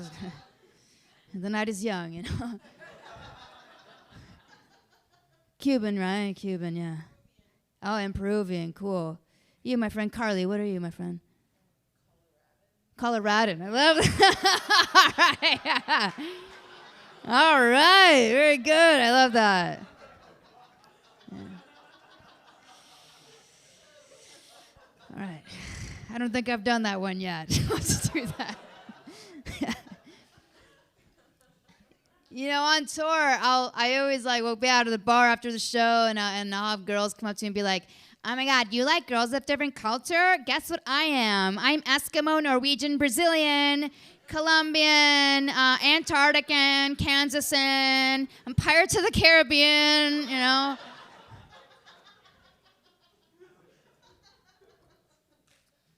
And I'm like, "You're all those nationalities? You're all that? Yeah." Yeah, like, I'm such a mutt.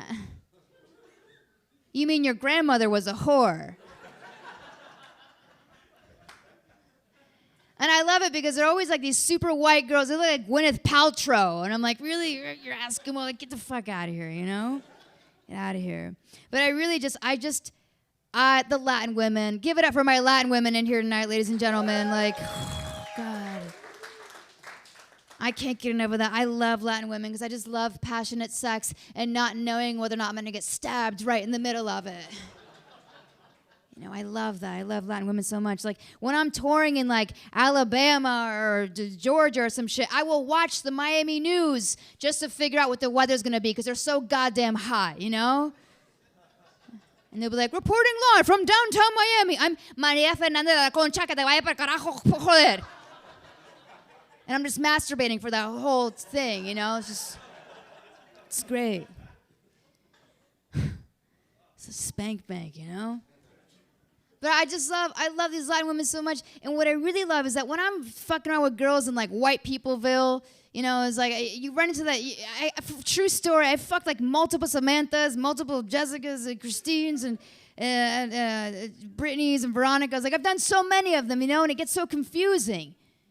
But when you're in Miami, you never have to worry because you're never going to fuck two Marilaisis.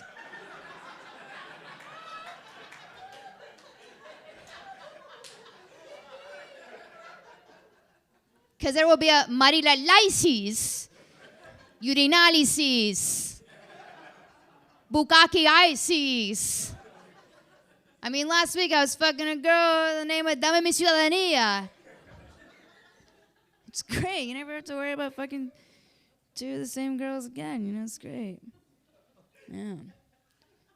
But I gotta tell you, it's really tough for me dating personally as a lesbian because I'm either too feminine or too masculine for girls, which leaves only one type of person who will date me. Dudes.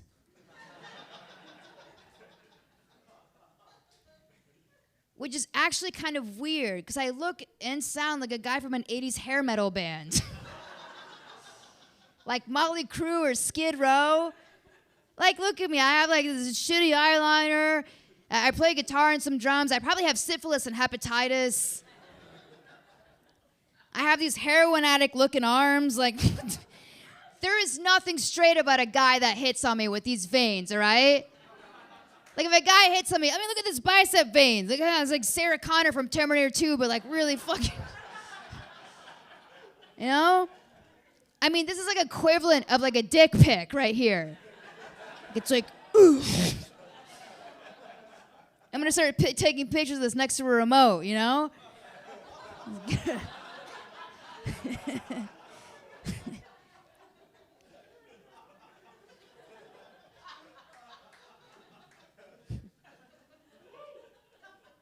I have this testosterone jawline that's probably making some of you question the size of my clitoris. Totally, let me make sure my zipper's up. Hold on. I mean, $5,000 after the show, I'll show you guys whatever. I don't care, you know. It's fine. It's totally fine.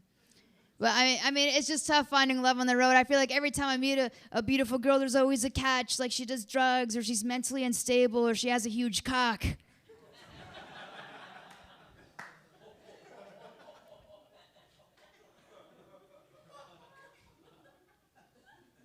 Do you know what that's like being on a date with a girl? There's a tablecloth, really nice. She's got her hands above the table, and the tablecloth is going up from her side. Her hands are behind. Like, you didn't tell me you were a magician.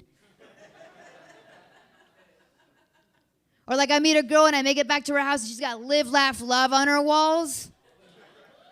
Anybody here got live, laugh, love on their walls? I just saw a dude go, nah, I don't have that. Like, what? A dude.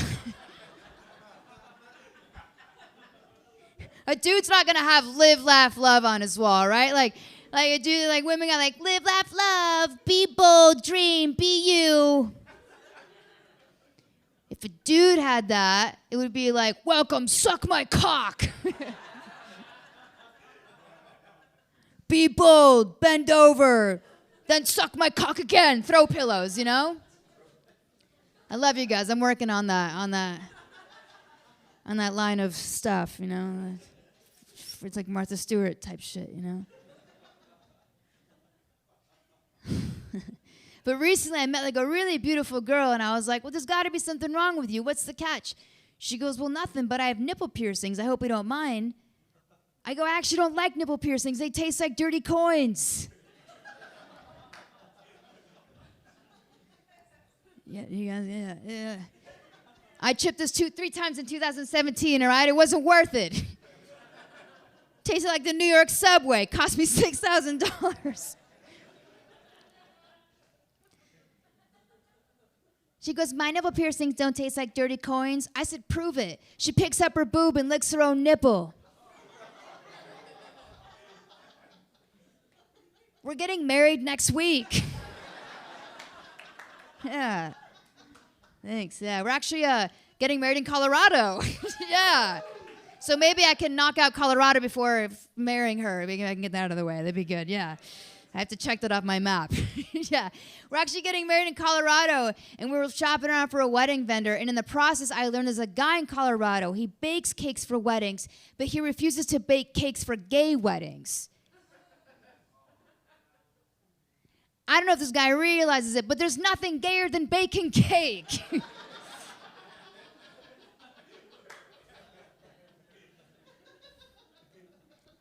As a matter of fact, the 4 gayest things a dude can do in order, starting with the gayest, are baking cake,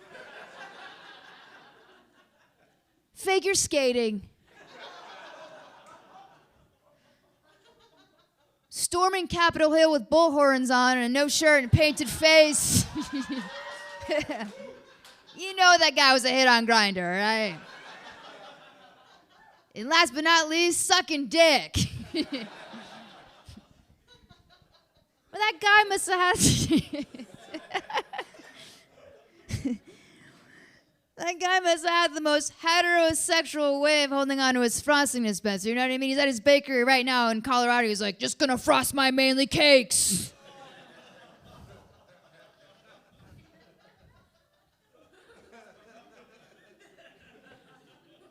It's a masculine cake, you know what I mean?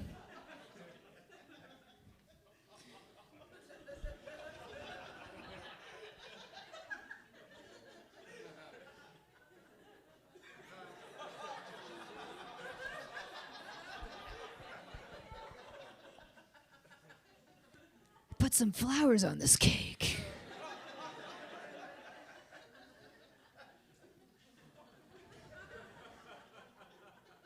This is a manly, Trump-loving, Biden-Harris-resisting, Jerry Falwell-licking, Joel Osteen-licking, fingering, I don't know, cake. Flowers. Manly flowers. I better hurry up and put more flowers on this cake. The nerve of those faggots, huh?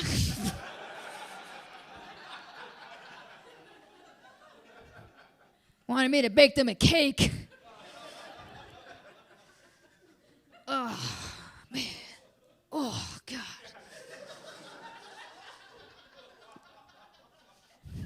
It's Adam and Eve, not Faggot and Steve. As a matter of fact, this cake is actually for a couple named Karen and Steve. Beautiful couple, heterosexual couple. They have missionary sex every Tuesday night while listening to Mumford & Sons.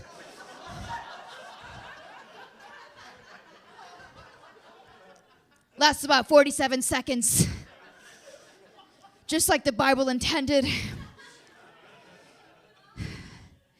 Actually, it's after Karen watches 90 Day Fiancé reruns and Steve locks himself in the bathroom on Grindr for an hour. By the way, pause real quick. Gentlemen, good for you and your forearms. Like, this is a great workout. To your brachioradialis. Look at it. Like, lesbians, we just do this. Good for you guys, man. Look at this shit. I'm going to start doing this fucking joke at Planet Fitness. Get my money's worth. Just do this in the corner. Like, oh. Fucking, my mouth will have Tootsie Rolls. Just do this. That won't set off the lunk alarm, right? That'll be totally fine. Anyways, back to the flowers. The nerve of those fruity flamingo fucks, huh? Wanted me to bake them a cake. I hate them faggots, but you know what I do love? Holy man frosting in my face. That's what that guy's doing in that bakery, you guys. By the way, because I am a 6 on the Kinsey scale, this is the only time you'll ever see me do this. And I've got a frosting dispenser in my car. $20. We'll take pictures outside out front, all right? We'll totally do it. Yeah. Do I have time for one more? Yeah, cool. All right, cool, yeah. Well, because, like, I really have to pee. So look at this fucking water I drink, you know? I have to pee really bad. So speaking of peeing, ladies, you ever have this happen to you? You're peeing in a public restroom and you're hovering over the toilet seat to avoid contact with hepatitis and a 7-inch pubic hair. By the way, who the hell's growing that 7-inch pubic hair? You know, like, who's leaving that long hair in the seat? You know what I mean? Like ladies, we're not getting any sex. We let it grow out a little bit. But who's letting it grow this long, you know? Like, I feel like that's a step before suicide, you know? Like, when you're like, oh, you could probably hang yourself. Okay, let me stop. Okay, stop. Sorry. And you're holding that stall door shut so no one barges in and sees your vagina. And at that moment, you ask yourself, what the hell am I doing with my life?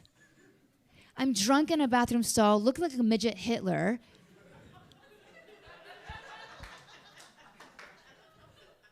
I love Jewish people, by the way. I'm not trying to... Sorry. I'm holding the stall door shut, guys. I don't want anybody to come in. Hold on. My quads are burning. Hold on. So you're in there peeing, you're holding the stall door shut, and all of a sudden it gets better. You feel pee splash down the back of your legs. Yeah, gentlemen, you're not the only ones that have to aim. I like the women that are looking at me like, oh, yeah, I've had that happen before. Yeah, they get it. Yeah, they totally get it, you know. The women that aren't laughing at all and looking at me straight-faced are the ones that pee on themselves the most.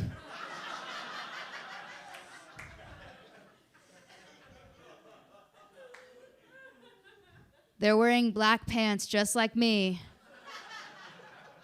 Do not let us sit on your laps. We have definitely piss all over the back of our legs. Yeah, peeing on yourself sucks.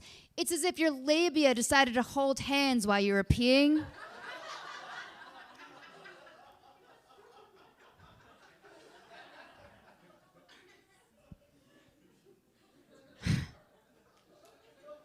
They're great friends, you know? Sort of as a fuck you for sitting with your legs crossed for too long. Now, some of the gentlemen here are looking at me like, what's a labia? Is that like a bug or something?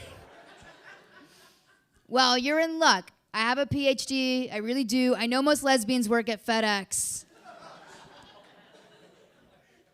But I have a PhD and I work at FedEx. Because I just love the box so much. Guys, before I get off stage, I am a touring comic. I do sell merch after the show is done. I wrote a book on the health benefits of moderate consumption of beer and alcohol. Who's drinking here tonight? It's great. It's fantastic. Yeah, I wrote a book. So I've published papers in like scientific journals and all that shit. I have a PhD in exercise biochemistry and nutrition research. I just look like Tommy Lee trapped in a girl's body. And I wanted to write a book to take really technical scientific information and dumb it down so you could read it while you're masturbating and or drinking. If you guys are masturbating under the table here, totally fine. I won't tell Villain Theater. I don't know what, I don't know what goes here. But I do sign it. I'm not famous or nothing, but here's the bonus of getting the book. There's a picture of me inside the book and on the back before Pfizer.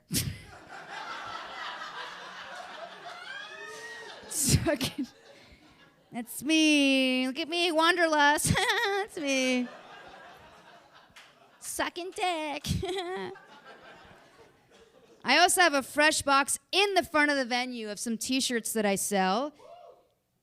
With my PhD, I'm also teaching the art of fingering. 2 fingers, 1 is medical, 2 is magical. Now, I'll tell you what. I know we're in the middle of September. The holidays are right around the corner. And if you buy it today, you can give it to your family members so that by the time Thanksgiving comes around, nobody will be getting fingered incorrectly at the Thanksgiving table. It's good. Now, if you guys have a special Karen in your life, live, laugh, lick, pussy, ladies and gentlemen. I've got, you like that one? We didn't have this in our barcero boat, you know what I mean? We could have used it as a blanket or something, you know, like, live, laugh, lick, pussy. Oh, Pretejo nos dio el pussy, you know what I mean? Like, yeah, I got all the sizes, small, medium, large, extra large, 2XL, 2XL, 25, everything else is 20. Clitoris is 5,000, and Frost dispenser, I forget what I said about that. I love you guys. I love Villain Theater. Give it up for everybody here tonight. Thank you.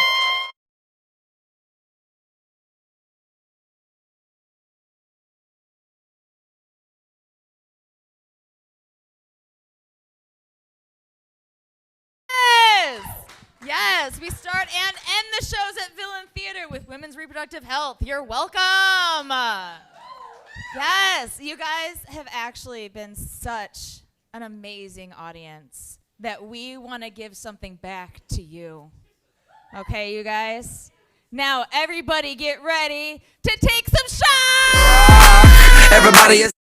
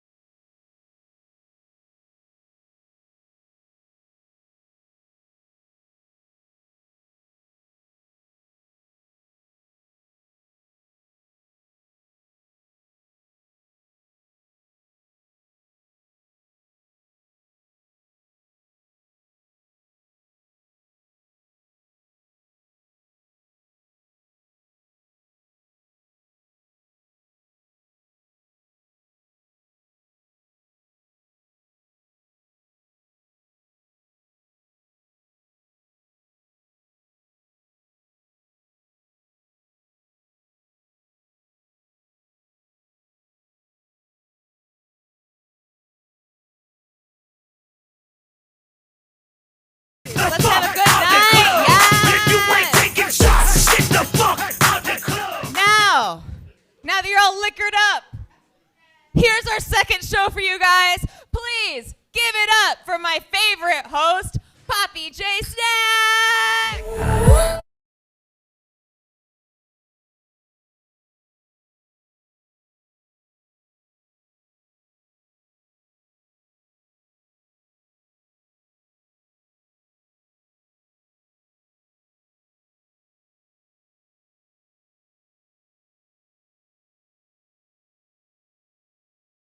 Welcome. How are we doing? It's Friday, right? We made it through another week. It's like almost December. It's like spooky season, right? Who's feeling spooky tonight, right? Well, I'm your second host of the evening, Poppy J. Snacks. Pleasure to meet you. This is a show called Group Chat, Villain Theater original production, produced by your DJ, Al D, like the supermarket. Get up your producer. Yes, I love how we went from like Allison, who's like Nickelodeon, to me, who's like Adult Swim. Like, you don't know what the fuck you're watching right now. Am I right? So, speaking of group chats, who's in a group chat? Like, with anyone? Where there's a work group chat, personal. I have a theory. For each group chat you have, it's like a different personality that you have, right? I mean, because it's a different front that you have to like put out. Like sometimes there'll be group chats that you want to be like, oh my God, look at this dick pic I took. Isn't it great? And then there's other group chats you're like, look family, I made it to college, yay. So, again, I'm Poppy J Snacks. That's my birth name. I am, believe it or not, I am 30 years old. I know, I don't look it. I'm gonna buy you a drink. You're so cute. I don't look it that well, but I just turned 30 like a month ago, and it's going great. I'm already on blood pressure medication. You know, I'm in my doctor's office recently, and my doctor's like, did you just gain 10 pounds in the past month? I'm like, listen, we're in a pandemic still, okay? This is why healthcare is not free, because who would sit there through that mistreatment for free, right? Right? She's like, no. Another thing about me, obviously, I'm like super gay. Right? Can you? Who would have thought, right? This is like the outfit I wear when girls bring me home for Thanksgiving. They're like, this is my boyfriend, guys. I'm like, what's up? Like my heels. But I'm like also like a label. I'm a bear, right? Like Yogi Bear, you know what I mean? I took a lot of inspiration from him because I just want to be naked with a tie running around, you know what I mean? But like a bear, if you don't know what bears are, you know, we're just like gay men that barely have a diet, barely go to the gym. Well, we go to the gym, but we go to the bar that's called gym. That's a real thing. It's a real thing. Anybody drinking tonight? Other than LaCroix? You know, after my doctor's visit, they told me you should drink more water, and I was like, I'll start with LaCroix, thanks. Don't try me. If you are drinking, remember we got half off drinks for the rest of the night, y'all. Anything you want, from a bottle of water to a bottle of wine, or a bottle of Tito's if you're feeling frisky. So as a gay person, you know, it's your job to learn as much choreography as you can, right? Like, I have some friends like Aldi that knows Britney's, every single Britney routine that she did ever, live, right? And I learned some choreography routines in the past, but the one I learned recently that I'm proud of is the straight guy handshake. Anyone familiar with that? Any straight guys here? I mean, any straight guys here? What's up? Who watches football? Huh? Anybody watch football? You watch football? Yeah, that's what's up. Damn, I just turned myself on a little bit. Where was I going with? Oh, the straight handshake. The straight handshake. You know what I mean, right? Wait, hold on. So I got the straights. Any gays in here? Hi, gays. So, you ever had to say hi to a straight guy? I know how we like hug and kiss everyone, but like straight guys, they're like with the hand, you're like, oh shit, what do I do? It's like I learned you gotta like step, clap, lean forward, lean back, whisper in each other's ear, I love pussy. And then, you know, get that little chest bump, right? You know, did I do it right? Okay, whatever that means. Are we ready? Are we ready for a good show? Nice. There's tons of other comedians here tonight. Again, this is Group Chat. We're featuring South Florida's and some comedians from New York. Very, very funny show. Anybody's first time here? Yeah. Wow, lots of virgins. Where y'all from? Anybody visiting? Where y'all visiting from? You moved? Okay, great. Welcome to Moved Here. Great, yay. Anybody else? Pennsylvania. Isn't that where that Hershey's factory is? Of course, a fat bitch would know that, right? But if you're, hello, new group. They're like, fuck, we just sat down. Please leave us alone. Welcome. Where y'all from? Here. Okay, like behind the alley? Okay, got it. I'm just kidding. It's your first time here. We got some set rules. Please don't talk during anyone's set. You're not watching Netflix. It's hella rude. The bathrooms and the bar are out there. If you're by a table that has a QR code, you can order drinks. That exit is not an entrance, but this one is. Anyways.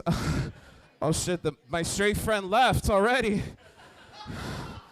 It's what I do. All right. We got a lot of comedians, so let me get this going. Are we ready? All right, keep that energy coming. Our first comedian, he's from Jupiter, Florida, but he moved to New York like any sane person would. Give it up for Stephen Cohen!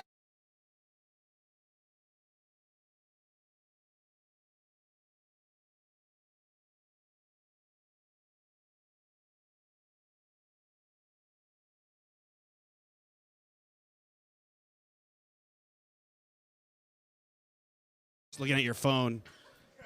It's cool. That is a lot of porn.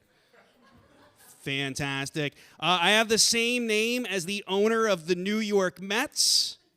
Yeah, just like the New York Mets, no matter how good I do, I'm still going to get called a loser. Yeah, but also no matter how bad I do, at least I'm not the New York Jets. Fair enough. That was just for the sports fans. Yeah, if you guys don't like sports, you're not going to like that joke. My last name is Cohen. Thank you so much for asking with your eyes, sir. Yes, my dad is a Jew. But my mom's a Catholic, so religion's been a really important part of my atheism. My first name's Stephen. My mom likes to tell everybody I was named after the first martyr in the Bible. I like to tell everybody I was named after her first love, her second cousin. Whoa. Please don't judge my mom. Incest is part of our culture. I'm from Hope Sound. Yeah. Growing up in Florida was difficult. All the other kids like to tell Jew jokes. Eventually I had to say, well, actually, I'm a Jew. Which is the voice that all middle school Jews use. You know. One of my classmates responded, Stephen, I had no idea your family controlled the media. All right, good. I like you guys. You guys are cool. You're a little weird, but I like it. In elementary school, we had to write a report on one of our heroes. It was the 1980s, so all of my classmates chose celebrities who are now canceled. Yeah. I was a bit of a nerd, though. I chose somebody that none of them knew, so they all made fun of me for it. But you all look like a smart audience. I bet you'll know them. I'll give you some hints. Sir, listen to these hints. You ready? Sir, are you listening? You got to check out the hints, or else you might not know who I'm talking about. Famous French businessman and parfumier, huh? Straight up changed the 19th century toiletry game. Am I right? Okay. Everybody say it with me now. Edouard Pinard. Okay. Well, you all look like a smart audience. I have a BFA in theater. We all know thank you, yeah. All right. So back there, you know the F stands for, fine, Stephen, waste my money. Just like you wasted my sperm. But my dad was wrong. I use that diploma every single day. It's where I roll up my weed cigarettes. Yeah. Also, one time, my ex said, Stephen, I don't love you anymore. And I picked up my diploma and said, oh, yeah, well, I faked all of my orgasms. Yeah, think about that. That's weird.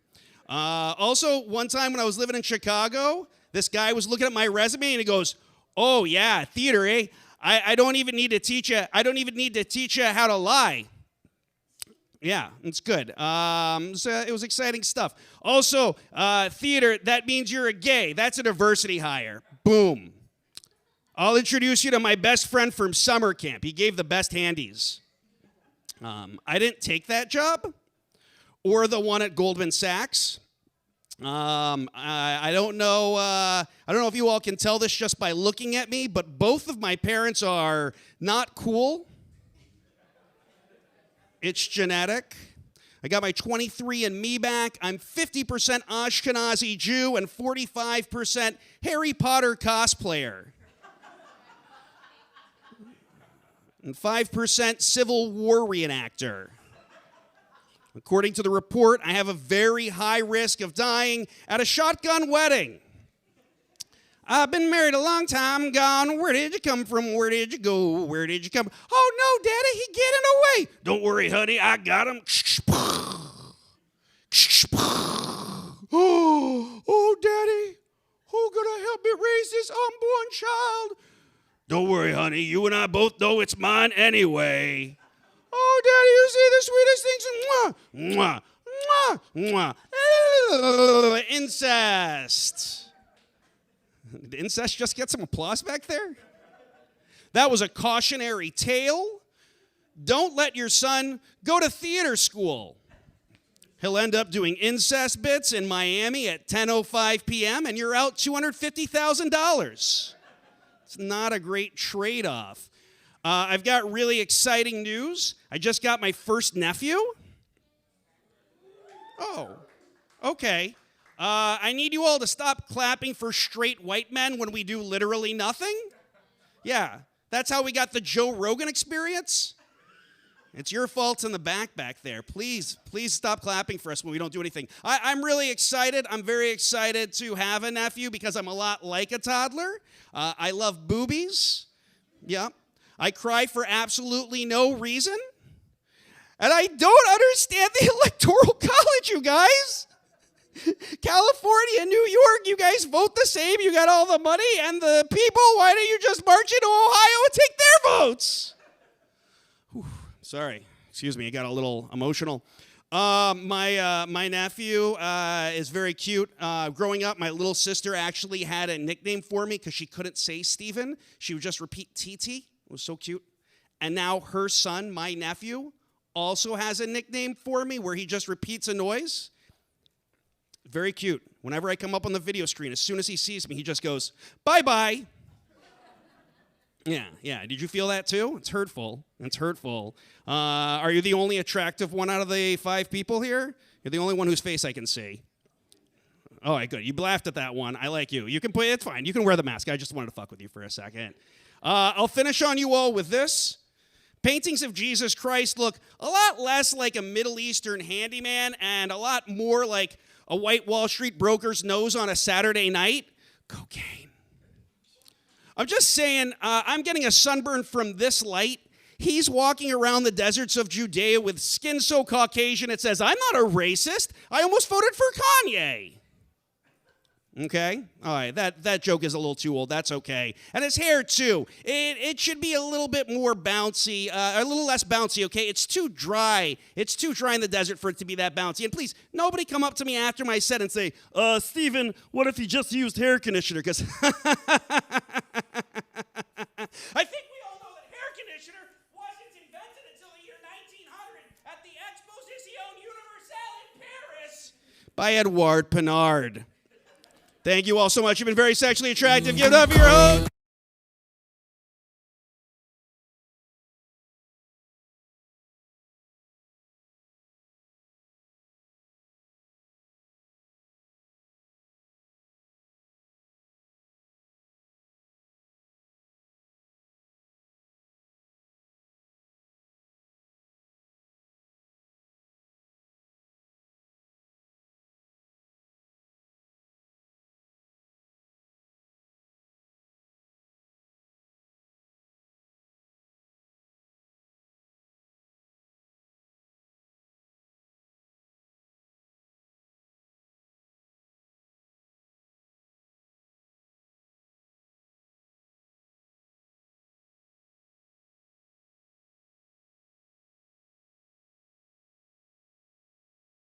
Welcome to CP Post.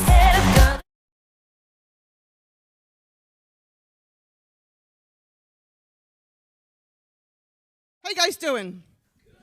Good? All right. It's good to be here. I was a little nervous before coming up here tonight, so I went ahead and prepared a couple of lines ahead of time in the bathroom. feeling so much better now. Oh my gosh. I'm 55. It's okay. Yes, yes, yes. Hold the applause. It's okay. I'm enjoying it. I'm embracing it. I love it. When I was in my 20s, I used to put a lot of dark shit around my eyes to make them look bigger. I even used to shave my big toe. Because when you're in your 20s, this is easy street, right? Now it's a lot more like I-95 with a lot of accidents and a lot of potholes. And the bridge keeps going up, but the tunnel's closed. My friends and I, we do this thing. We're kind of fishing for cheap compliments. We have this well-orchestrated lie that we tell people. We up our age by 10 years. We tell people we're 65 instead of 55. And people say, damn, you're 65? Shit, CP, we thought you were 66. But my friends and I, we like to party.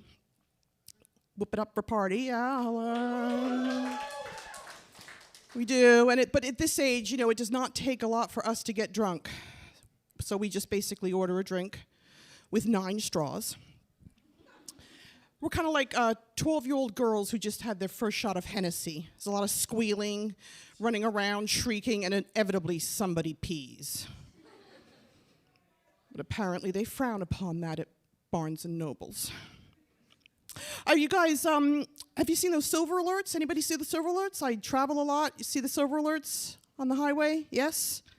What's that number that they flash in your eyes every 30 seconds? Go ahead and shout out that number. It's star something. What is it? Star something? Star 69? No.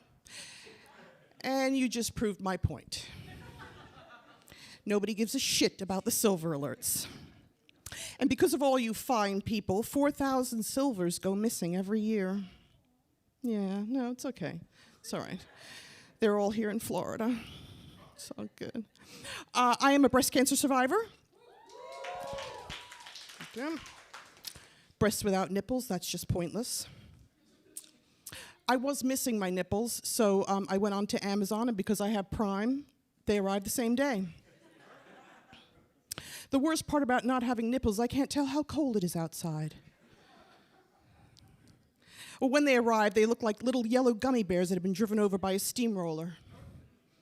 I slapped them on there. Well, I tasted them first, I'm not going to lie. I took them down to the beach, see how they play. Those fuckers fell right off. I joined the Nipple of the Month Club. It's a flat rate, but it comes with perks. I didn't really understand what they were saying to me. The first set they sent me, it's kind of weird. They sent me M&M nipples. They melt in your mouth, not in your hands. I don't know. They sent me KFC nipples. Finger licking good. You guys are great. Do we have any 50s? Any 50 ladies? No, just me then, okay. Some of you are saying, wow, I didn't know Kirstie Alley was doing stand-up. I thought she was done. Any Clinton fans? Hillary Clinton fans? Am I good? Yes, okay. No, nobody likes her? Oh, thank God. All right. The thing about Hillary is that she has a consummate camel toe. Yeah. And, you know, because she's so old, it's kind of more like an arthritic moose knuckle. It's like a skeleto. It's vajowls. It's a dinosaur claw. And honestly, that's just her face.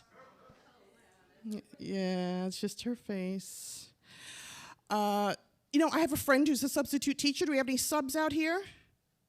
No, nobody. You know, the thing about subs is that they get no love, right? No respect. So she started a support group for subs. It's called Subs Need Love Too.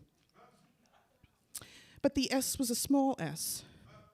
It was all going so well, and then the BDSM community showed up.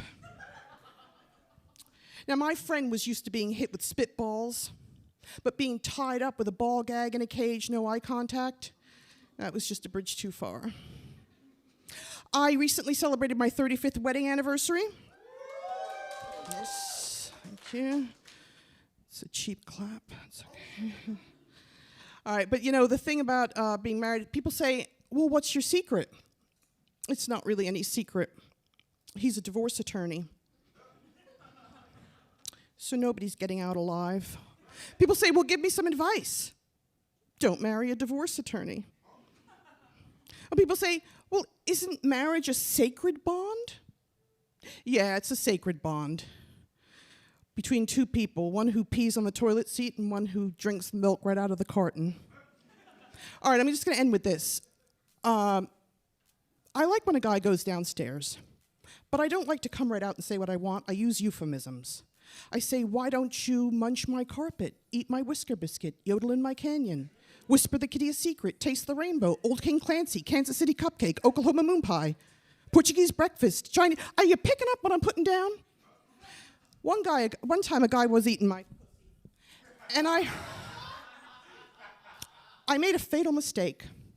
I looked down. Never look down.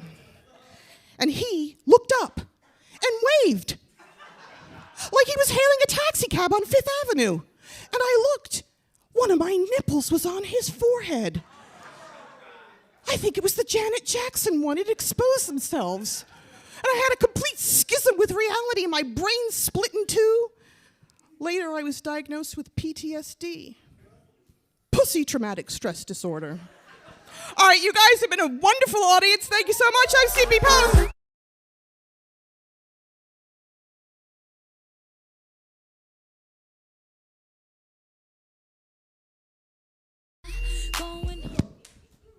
All right, how we doing? Having a good time? Give it up for CB Post one more time. It's her first time here. She was so good. We're ready to get on with the show. We got lots of more comics coming, right? Are we having fun? Ooh, I see a drink there. I see y'all. What y'all drinking here? Margaritas? Wow, we're so fancy here. Like they put umbrellas in your drinks. Where was I? Oh, this next comedian coming to the stage. He's super amazing, performs all over Florida also. Give it up for the so handsome Corey Cognac.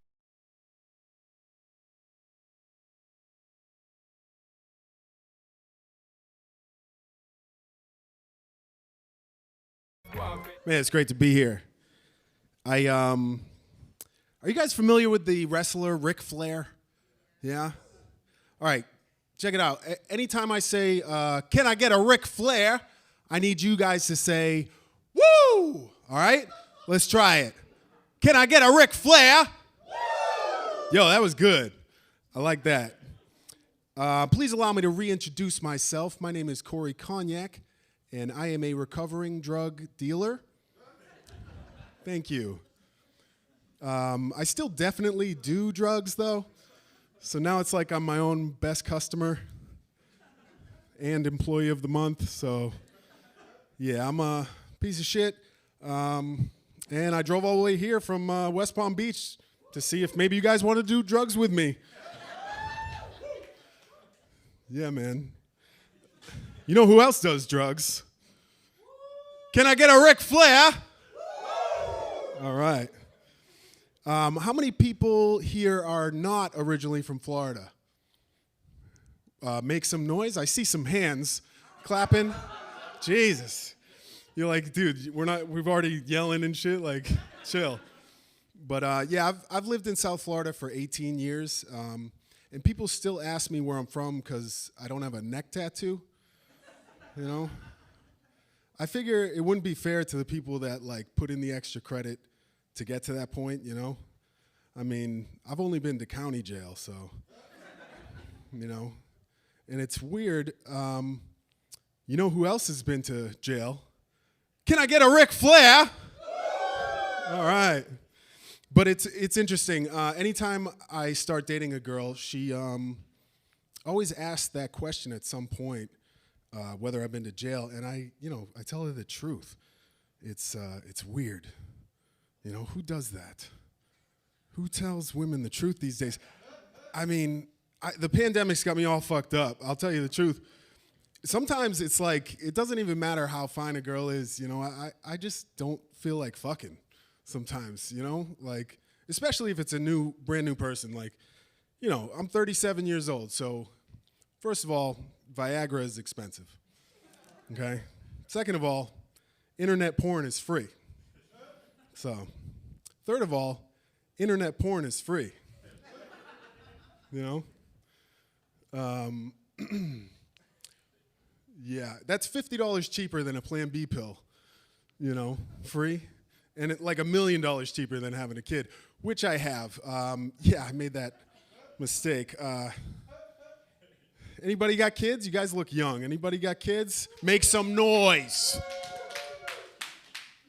Nice. For anybody that doesn't have kids, here's some advice. Just don't. You know? Dude, being a parent is like trying to drive a car with the e-brake on, you know? Whether you realize it or not, you are fucking stuck, you know? And there's like a lot of noise. I'm a single dad too, so it's very tough dating and dadding. You know, I'll be stuck at home with this creature. And, you know, I'm stuck at home at night watching the Disney Channel. You know, I'm on dating apps, so I'll get an alert, and it's like, Tatiana is currently less than 1 mile away from you. It's like, ah, fuck. Keep scrolling. It's like, and here's a picture of Tatiana's vagina. If you zoom in, you can take the virtual tour. Like, oh, man. This looks like when Geppetto got swallowed by a whale. That is a solid Pinocchio reference, okay? Because all I do is watch the fucking Disney Channel. Ladies without kids, are you scared yet? Is this scary? I should hear your eggs dropping out by now. No? I don't know. I figure I'm saving lives, telling you not to have kids. You know who else saves lives? Lifeguards. Yeah. But the hardest part really about being a single dad is that most people just automatically assume that I'm responsible. You know? It's like they don't realize that the only way I became a dad was because I wasn't being responsible. You know? Gotta figure that one out. It's like all I did was have unprotected sex with a girl that I met at Walmart. You know? Yeah, that's a fact, by the way. That's my life. Yep, Walmart. It's those damn rollback prices on baby mamas that day. Should have rolled back a fucking condom. But, you know, I'm getting older now, so I'm trying to step my game up, you know. Now I'm trying to get some of that Whole Foods pussy, you know. Some of those Publix Greenwise aisle ovaries. Can't keep fucking around with these barefoot Winn-Dixie broads forever. You know? It's crazy. But, yeah, I took my kid to Chuck E. Cheese the other day. You guys been to Chuck E. Cheese? All right, yeah, some of you don't look that much older than the age for that. To be honest, this section, yeah. But cool part about Chuck E. Cheese now is that they have draft beer, which is cool. It made me realize two things, though. One is that there's definitely 16-year-olds in the back, like, switching out kegs, and that's a little disturbing, but we'll let it slide, right? The second is that I didn't have my ID on me. And, of course, this kid is like, I need to see your ID. I'm like, dude, you know, I look at, you know, I point to my 5-year-old. I'm like, come on, bro. He's like, nah, man, I need your ID. I'm like, all right, man, you caught me. All right? I knew that you had draft beer here.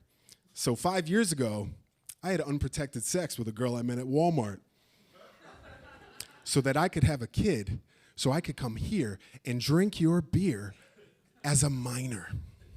And according to your amazing mathematical genius, I did this when I was 14 years old. He's like, dude, I still need to see your ID. I'm like, all right, man, that's it. I want to talk to Charles, okay? I want to talk to Mr. Cheese, you know? I don't like that rat bastard's policies. But, yeah, I was late here tonight. It was tough getting here. My babysitter was late. So I'm going to have to fire her. You know, I apologize for being late. And it sucks. I got to fire her because she is hot as hell. You know? It sucks even worse because she's my mom. So, yeah. That's a thing, too. You guys enjoying those drinks? How's the conversation going? What are you guys talking about, boys or girls?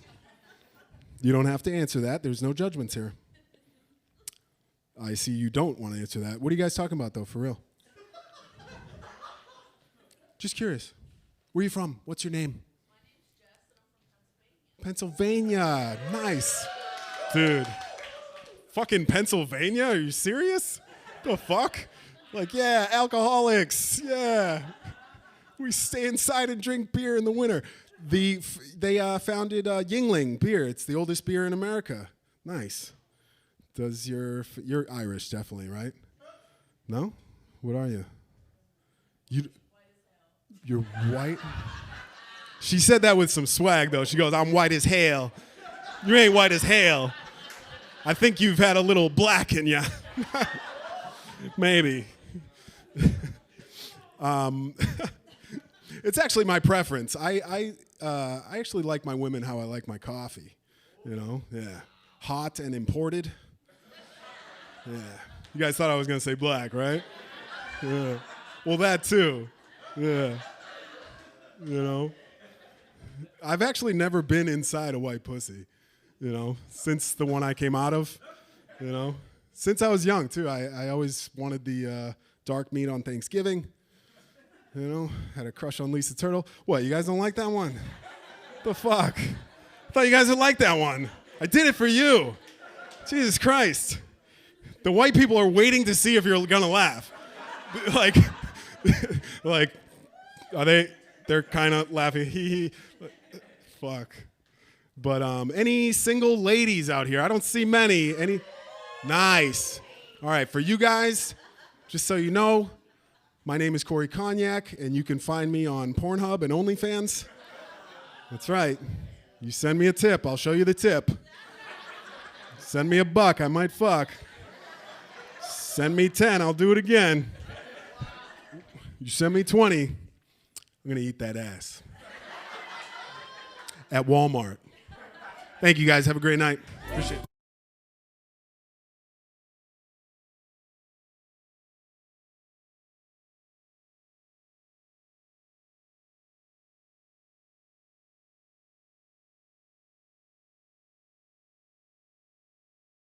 Thank you. Give it up again for Corey Cognac. Wasn't that amazing? I was in the backstage telling my friend, like, oh my God, he's like so hot. And she's like, he's a dad. I'm like, he sure is. About to go to Walmart tonight, baby, right? Anyways, with a $20 bill. Hi, Corey. You what? Okay. I put my OnlyFans on there too. All right, I'm obviously taking advantage of those half-off drinks. Are we?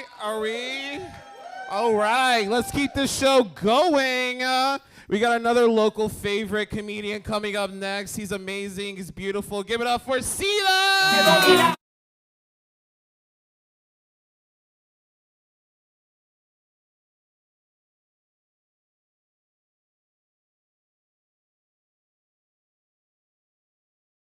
I was supposed to dance Bollywood for that, but hey, namaste, villain! TGIF. Thank God. No, thank God, Indian fellow. But thank you so much to all of you for not calling the bomb squad. No, I mean, I know I look like your friendly neighborhood suspect. Don't I? No? Have you seen my mug? She's seen my mugshot somewhere. I don't know where, but I am a clean comedian. Yes, I took 2 motherfucking showers today. I'm fucking clean. Yes. Do you all understand my Indian accent, by the way? Yes. Because I don't. So good luck with that. But I do get sick and tired of the brown stereotypes. Yes, my American boss asked me, Sita, what will be your code name if you were a terrorist?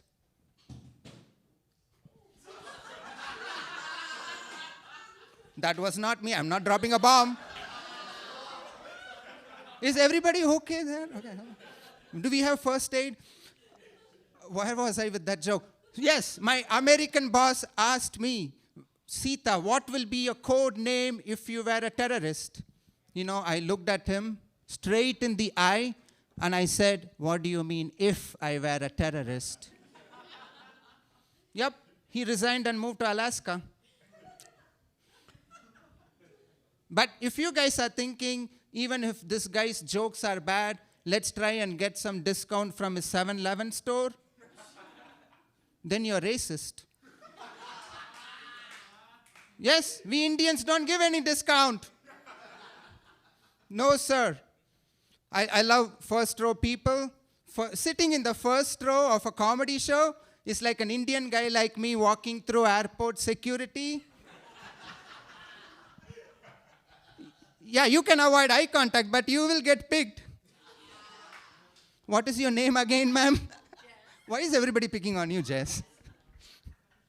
What's your name, sir? I'm moving away from Jess. Your Cor?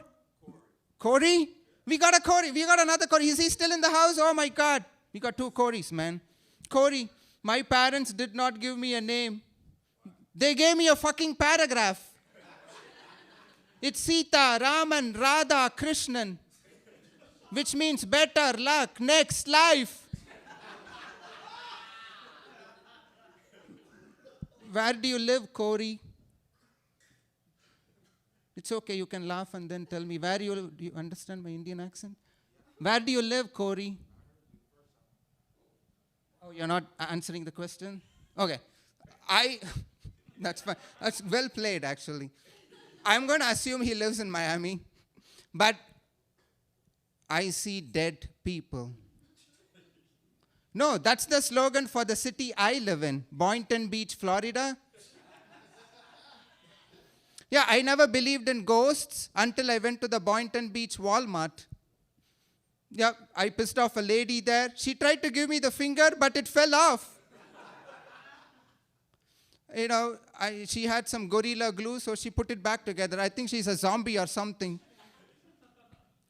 You know, guys, I am a computer engineer by race. No, my first word was not mama, it was Java.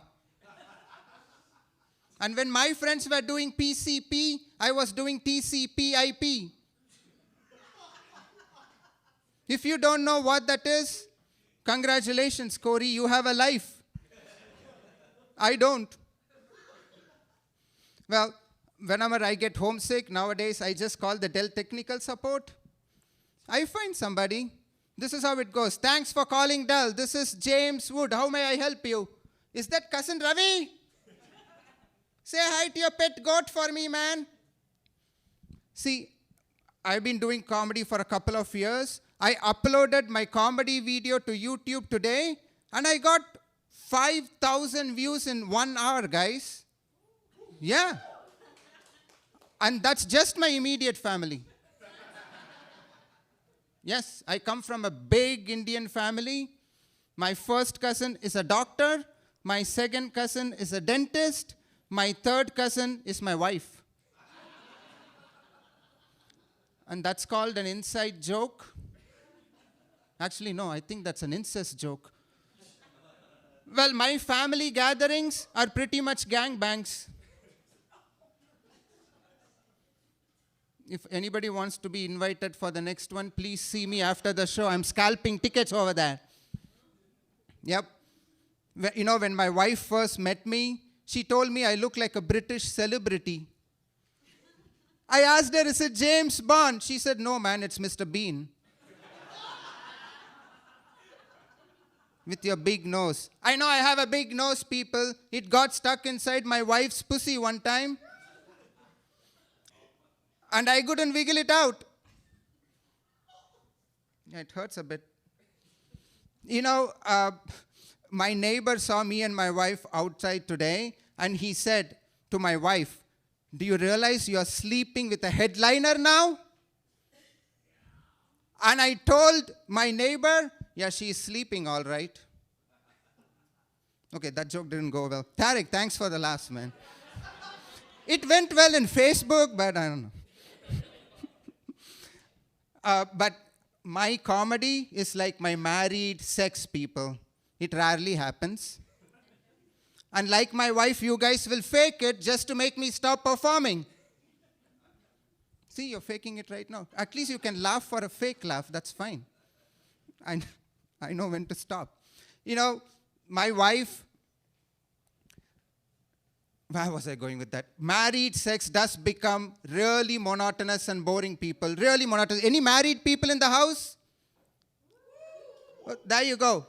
Do you agree? It gets really monotonous and boring for a little bit.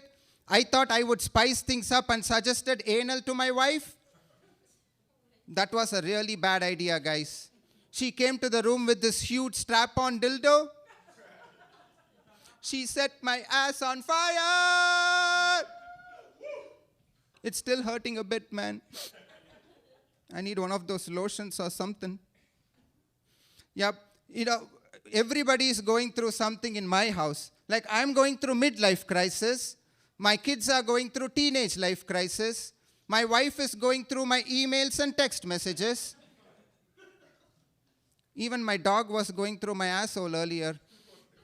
I think she found the missing butt plug, so it's okay. Yeah, I wanted to write some self-deprecating jokes for tonight, so I spoke to my wife, and then to my mother-in-law. I ended up writing my suicide note instead. Yeah, tomorrow is the big day. If you guys don't find me, I don't know, look at the obituaries or something. But I came to the US for my master's, guys. This was in 2000. Can you believe it? I've been in the US for almost 21 years. This accent is not going anywhere. And I went to the prestigious Harvard University, people. Yes, for a campus tour. Because I got admitted only in New Jersey University, which is ranked #1 in the US for drug abuse. No, but I was a conservative Hindu guy. I landed here in the US and I said, fuck alcohol and chicken, and went straight to cocaine and beef. Yes! Who the hell decided to name their store BJ's? Are you guys kidding me? I land here from India for the first time. I got high as shit, and my friend took me to BJ's. That did not end well at all, guys. I was running around with my dick hanging out, screaming at strangers, where are the glory holes? They threw me out, guys. Yeah, they said, go to Costco. I went there. It was a fun time. Highly recommend it. Yep.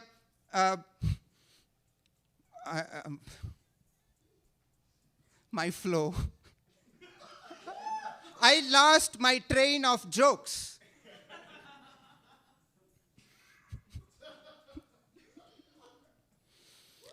I had sex with an older woman in college one time, and as I was walking out her door, her 10-year-old stops me and drops the F-bomb on me. Yeah, he said father. I just said, fuck you, kid, and got the hell out of there. Thank you so much for your time, guys.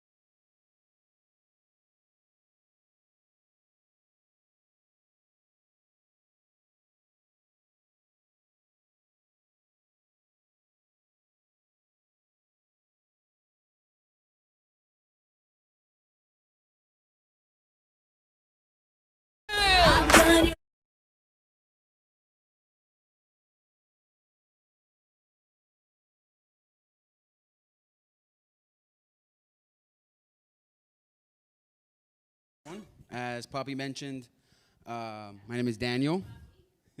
Yeah. I'm kind of lost right now. Just hearing the word daddy, it's like, I'm just so scared of having kids. I'm like losing it right now. I'm sorry.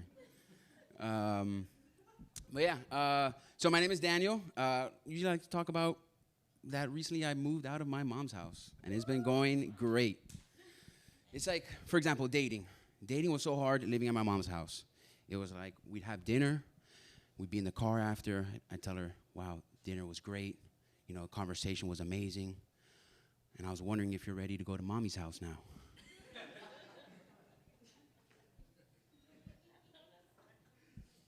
And it wouldn't work. It would never work. I don't know. It's just, I could feel her getting turned off. Like, I could feel her pussy drying up, just like all the Miami humidity just right up her pussy. I was like, oh my God. I felt like, damn, am I in Arizona right now? Fuck, my lips will get chapped. I was like, oh my God. It was terrible. But I think the worst part was that I was self-conscious that my room at my mom's house still looks the same as when I was 12 years old.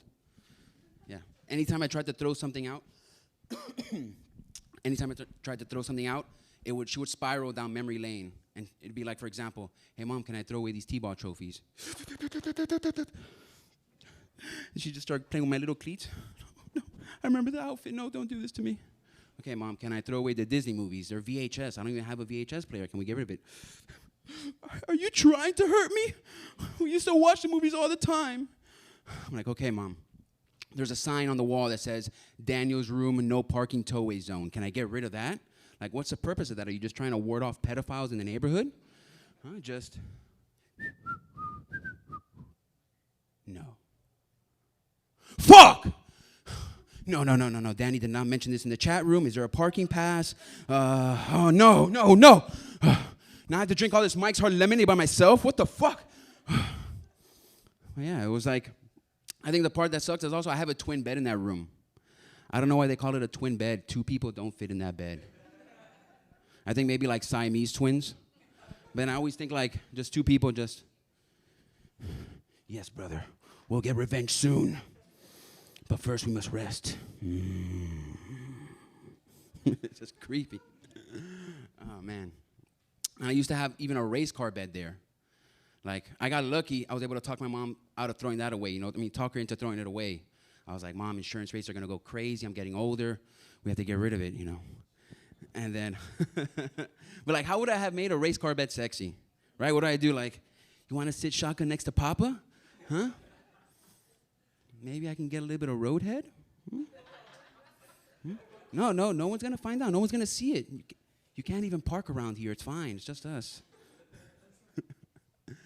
Oh, man. But it's tricky. It's like, you can't have sex on a bed, on a twin bed. It's like, you don't even see porno with twin beds. Like, imagine what that would be like. It would just be, what the fuck are you doing, step bro? Get away from here, creep. I'm on my twin bed. And it'll just end right there. You just have your dick in your hand like, I guess I'm just going to watch another one. I don't know what that was. But it's like, I was able to make it happen. But it's like, when we want it, you can't go to sleep after having sex on a twin bed. It's like after we would go to sleep in missionary position. It was terrible. And after she's like, baby, you don't cuddle me. I feel like I like being spooned when I go to sleep. So I'm like, fuck. So I turned her around and we went to sleep in doggy style. Just. The next day she's like, did you finish on my back? I was like, no, sorry.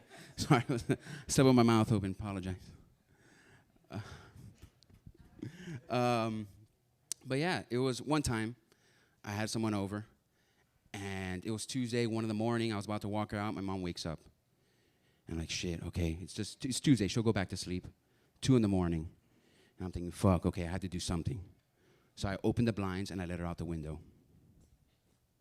But that room was on the 3rd floor. You know the upper body strength she had to get down? She was holding down, and she landed on, like, the 2nd floor. I'm just glad she didn't get towed. That would have been crazy. That would have been the cherry on top. She's just there. Told you, bitch, it wasn't worth it. Here you go. Drink up. Ah, man. But also smoking weed has been better. Anyone here smoke weed? Woo! Now I can smoke weed wherever I want, anywhere in my apartment. One time it smelled like weed in my mom's house. I got drug tested the next day. Yeah, it was 20 minutes after school. I get the text, hey, Danny, I need you to meet me at the clinic. And I'm thinking, fuck. There goes getting high after school with the boys. I'm gonna have to tell them I'm not gonna make it. But the thing was, I came from a magnet program. So all the kids were super nerdy. It's like if I asked one of them for some piss for the drug test, they would have been like, what, marijuana? The gateway drug? What's next, Daniel, cocaine? You know, I'm gonna tell the teacher about this. I'm like, no, chill, relax. I was fucking with you, relax, okay? Chill, just playing. Don't be like that, don't be stupid. But then there was one kid that he drank alcohol on the weekends and we talked. I'm like, okay, he's cool. I can ask him for some piss. So I meet him in the bathroom and I'm like, hey, can you give me some piss? He hooks me up.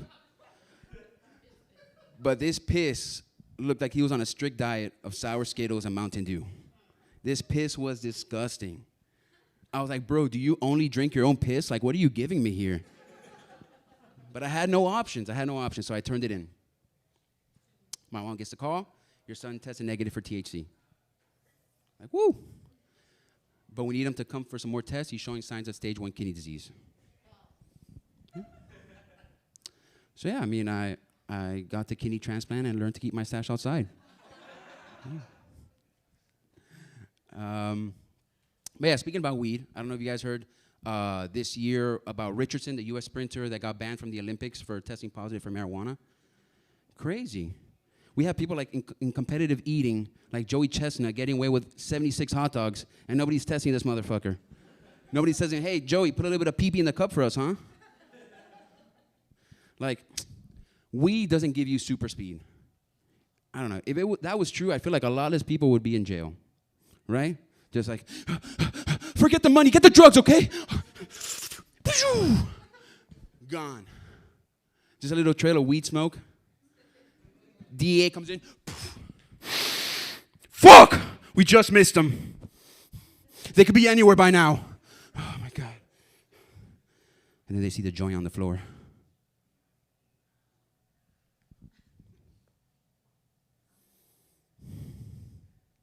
No, Ricky, don't do it.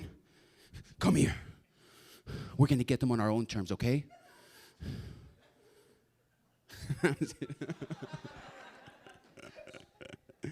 Oh, man. But it's fucking Joey Chestnut, man, eating 76 hot dogs. That dude became more hot dog than human that day. When he peed that day, hot dog water. Yeah. If I would have used that piss for that drug test, I'd be like, yeah, he tested negative for THC, but, I mean, I feel crazy asking you this, but did you fuck Oscar Mayer? I mean, it makes sense, the baloney-sized nipples.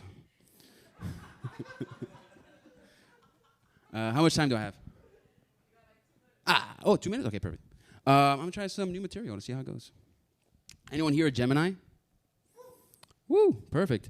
What is it about being a Gemini that every time we mention it to someone, they're like, you two-faced bitch? Oh, my God.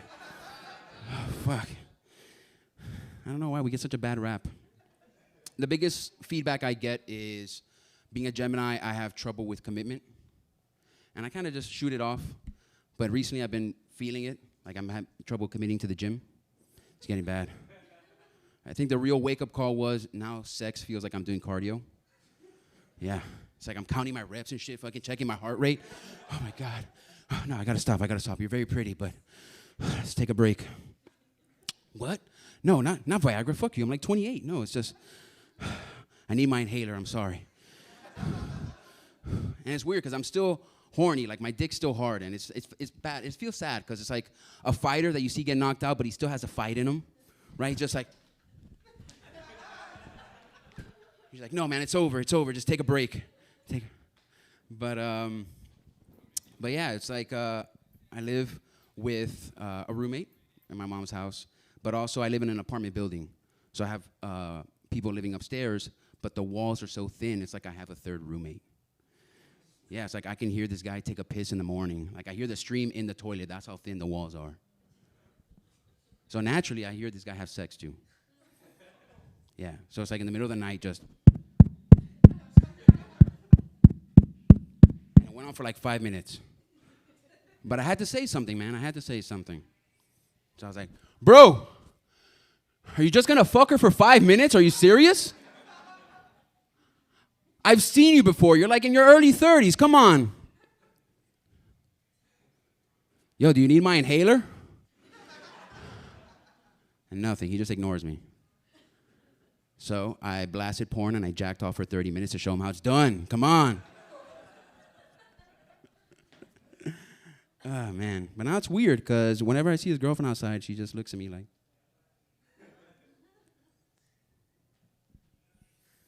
And I'm just like, let's go. All right, that's my time. Thank you, everyone.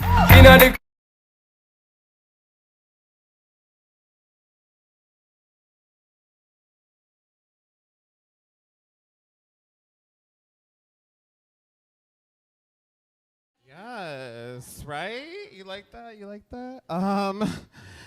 Okay, I have a question. Are there any karaoke fans in the audience?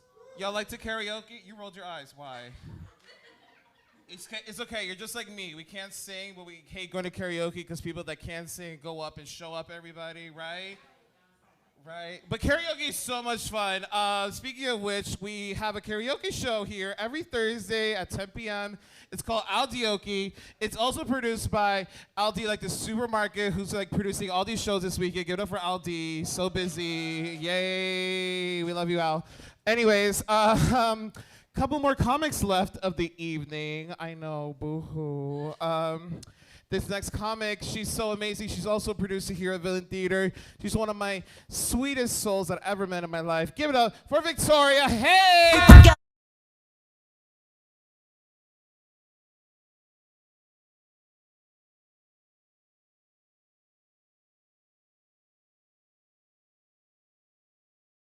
Hi again. Hi. Hello. Oh, nice to see you. Give it up for your host, Aldi. Yeah. Give it up for yourselves for sticking out and staying till the end.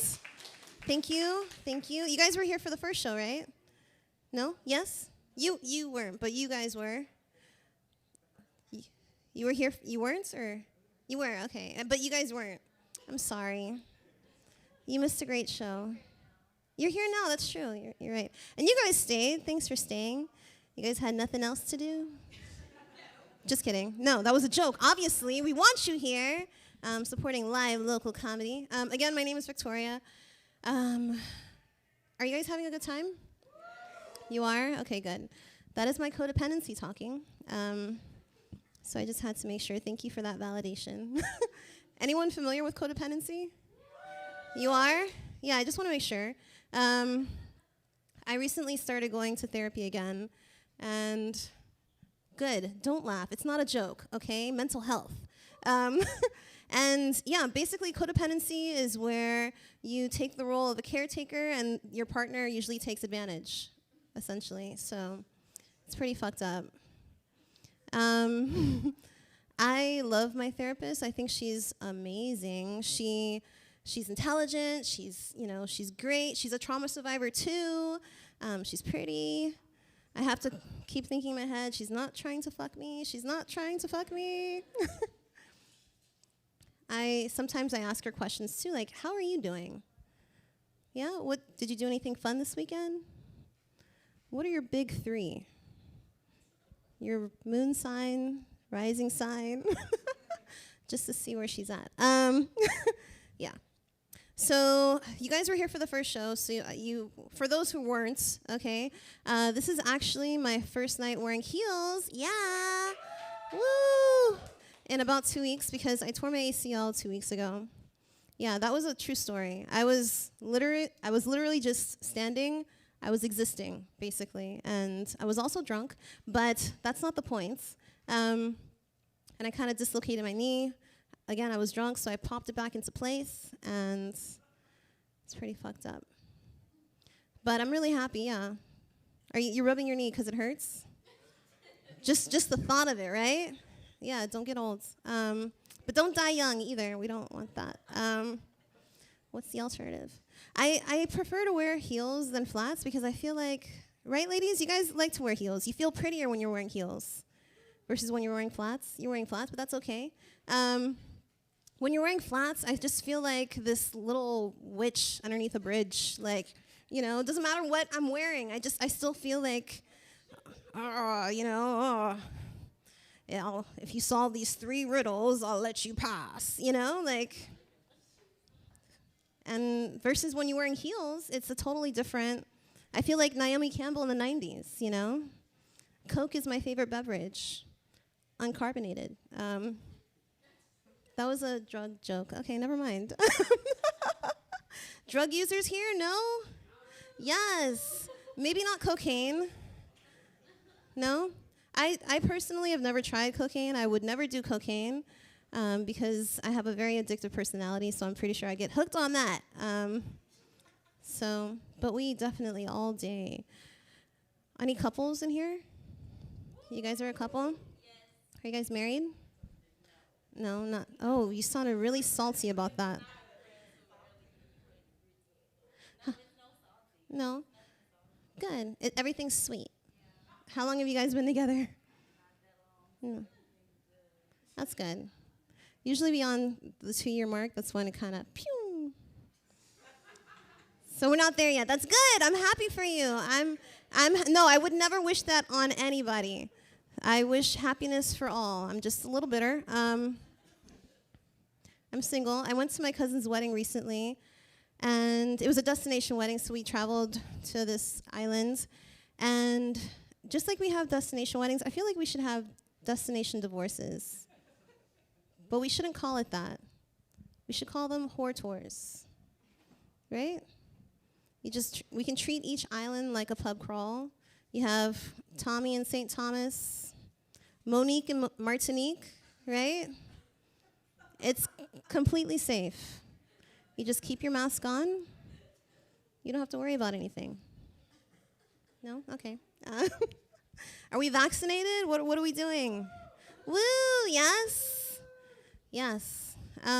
No? Okay. I was one of those people, I procrastinate with everything, so it was the same with getting vaccinated. But I feel like if you trust men, you can trust this vaccine. You can. The last guy that I dated, he knew my ovulation cycle. And it was worrisome because how many girls have you cummed in raw and reassured them that, no, you're not going to get pregnant? So I did have a near pregnancy scare, you can kind of say that. And it wasn't so much, am I going to have a baby? It was, am I going to have to go to Planned Parenthood by myself again? So luckily that was not the case. So anyway, you guys are from Miami, I heard, right? Which part? Homestead, and you traveled all the way up here? That's nice. That is what's up. What's your name? Danielle, nice to meet you. What do you do? You're unemployed? Oh, I'm sorry. You're wearing the mask, which is great, but Oh, okay, no, that's good. So do you eat a lot of McDonald's too, or no? No? Okay, that's good. Yeah, that doesn't really, that's not a good sign. If you don't eat the food. Any entrepreneurs in here? No, not really. I'm going to put you onto something. You want to make more money? OnlyFans. It's true. Corey was joking about it earlier, but it's a legit business. I've had an OnlyFans for a couple months now. I am in a business contract with my vagina. She gets 20%, I get 80%, but she also gets the tip.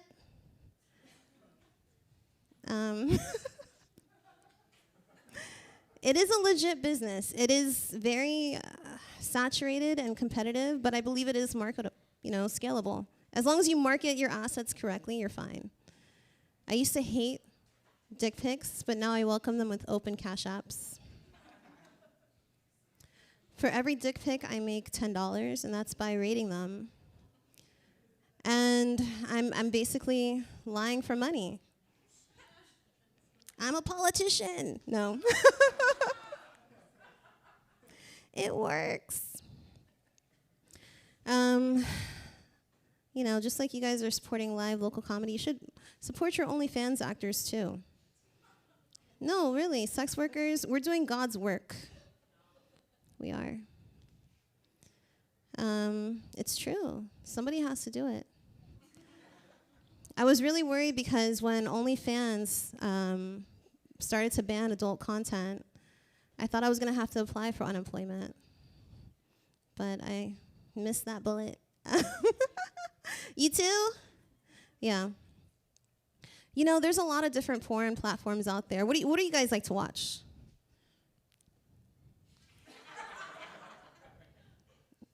I'm talking to you. I can see you. You guys don't watch porn? You make porn. I got it. What about you guys? X videos, Pornhub, right? There's a lot of different platforms out there.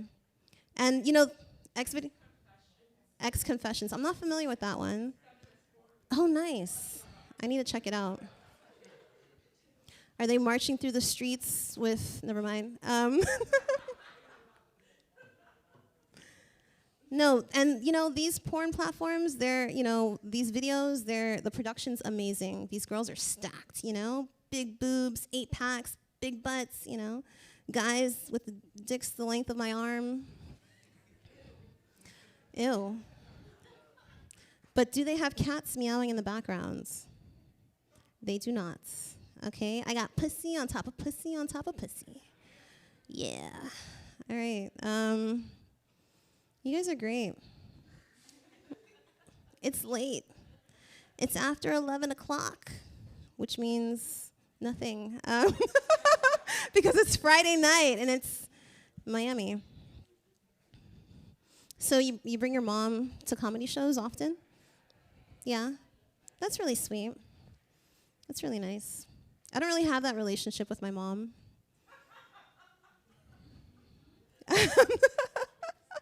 I don't regret it because, you know, it is what it is.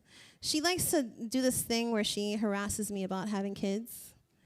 And, oh, Victoria, when are you going to have a baby? Oh, you know, what's going on? Are you a lesbian? I'm like, sometimes. Like, what? You know? When are you going to have kids? And it's like, Mom, I swallow them all. That's the only way. No, but I am on birth control. It's called anal. No, I'm just kidding. It works. It works. But like most things, I can't tolerate it sober. Just kidding. I don't drink anymore. I told you the last time I drank, I fucked up my knee, so I prefer weed. Weed is so much better. Yeah, weed. Weed, I feel like, makes me a nicer person. When you're smoking weed, how do you feel? Say that again? Mellow. And you? Laid back. And you? Chill, yeah. You see? Mellow, laid back, chill. That's the exact sentiment. Tired and hungry. Yeah, for sure. I mean, on weed, I feel like I'm just a nicer person. I'm more friendly. Right? Like you, I'm hungry, so I'm less wasteful. I eat all the food in my refrigerator. And I suck better dick. It's true. I don't have a gag reflex. I'm less self-conscious about my body. I'm not worried about what my teeth are doing. I encourage all of you to smoke some weed tonight. Anyway, that was my set. Thank you so much for coming out. Have a good night.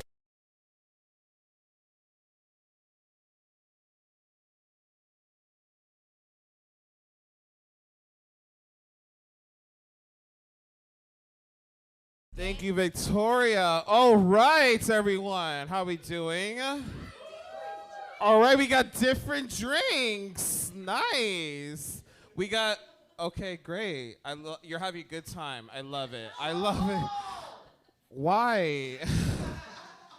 Okay, but no. Like, since I have an OnlyFans, I've been doing less of that shit for free, okay? Because, you know, most of the time, people just don't even ask for that. Can you believe that? No hole? Like... She gets it. She gets it. But we're down to our last comedian. Can I get a win? But this, wow, that sounded like, y'all sounded like Waluigi right now. Speaking of which, this next comedian is Bowser's #1 fan. She's amazing, she's inspiring, she's talented. Give it up for the beautiful Jannelys Santos. Made it.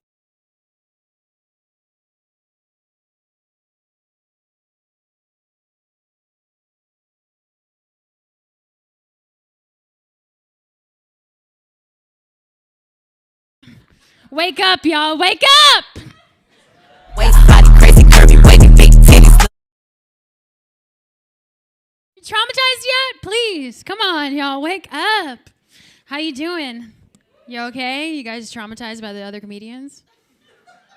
You gonna be okay? Don't give us a bad review, please. They were invited here. They're not part of this. How about you? How about you, lovely ladies?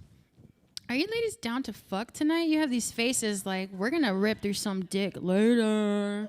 Is that not the case? Is that your mom? Fuck. Sorry, if somebody said that to my mom, she would never talk to me again. So if that happens, that's completely my fault. I didn't mean that. I didn't mean that at all. I thought you were bonding. But you could still bond, you know? Like it was... my name is Jannelys. I'm fucked up, y'all. I'm traumatized. I feel like I'm a child of immigrants. Anybody else have parents who immigrated here? Bruh. We're fucked up, you know?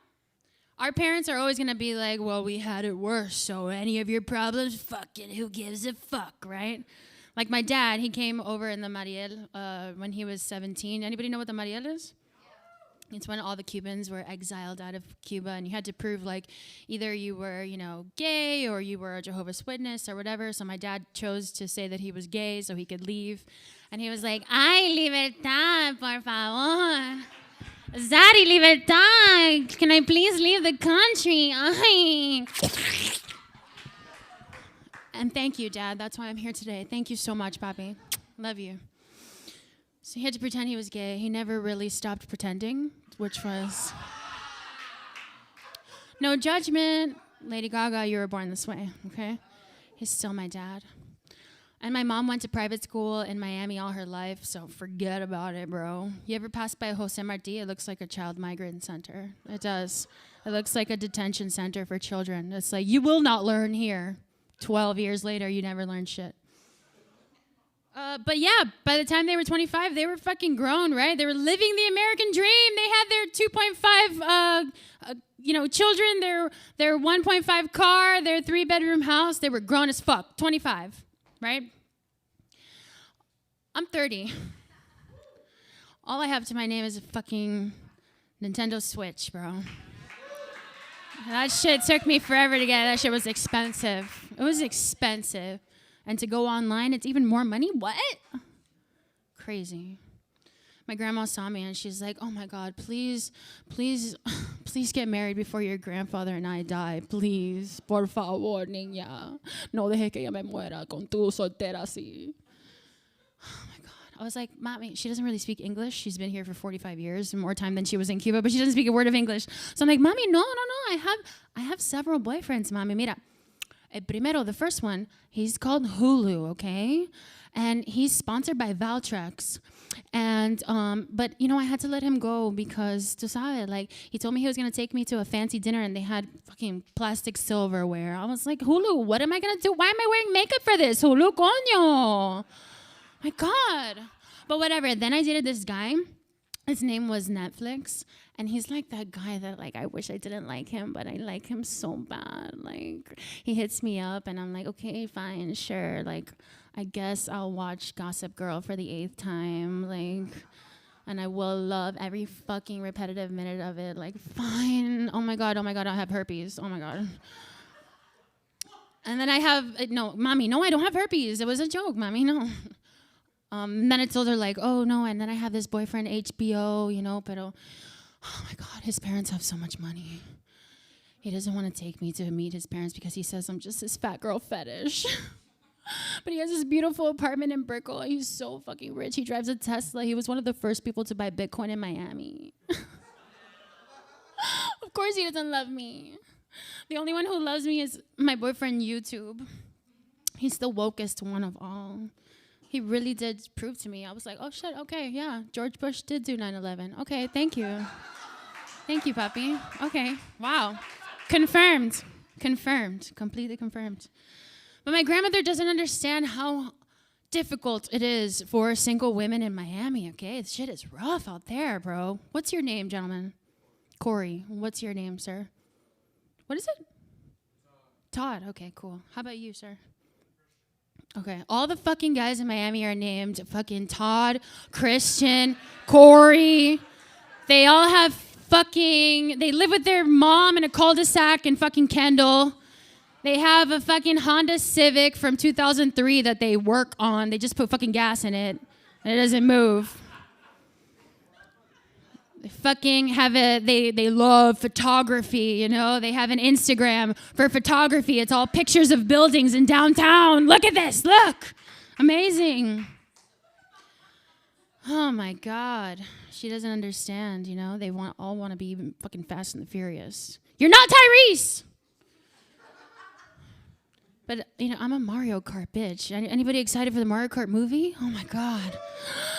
Oh my God. That's what I'm going to jerk off to forever. I'm a Mario Kart bitch, okay?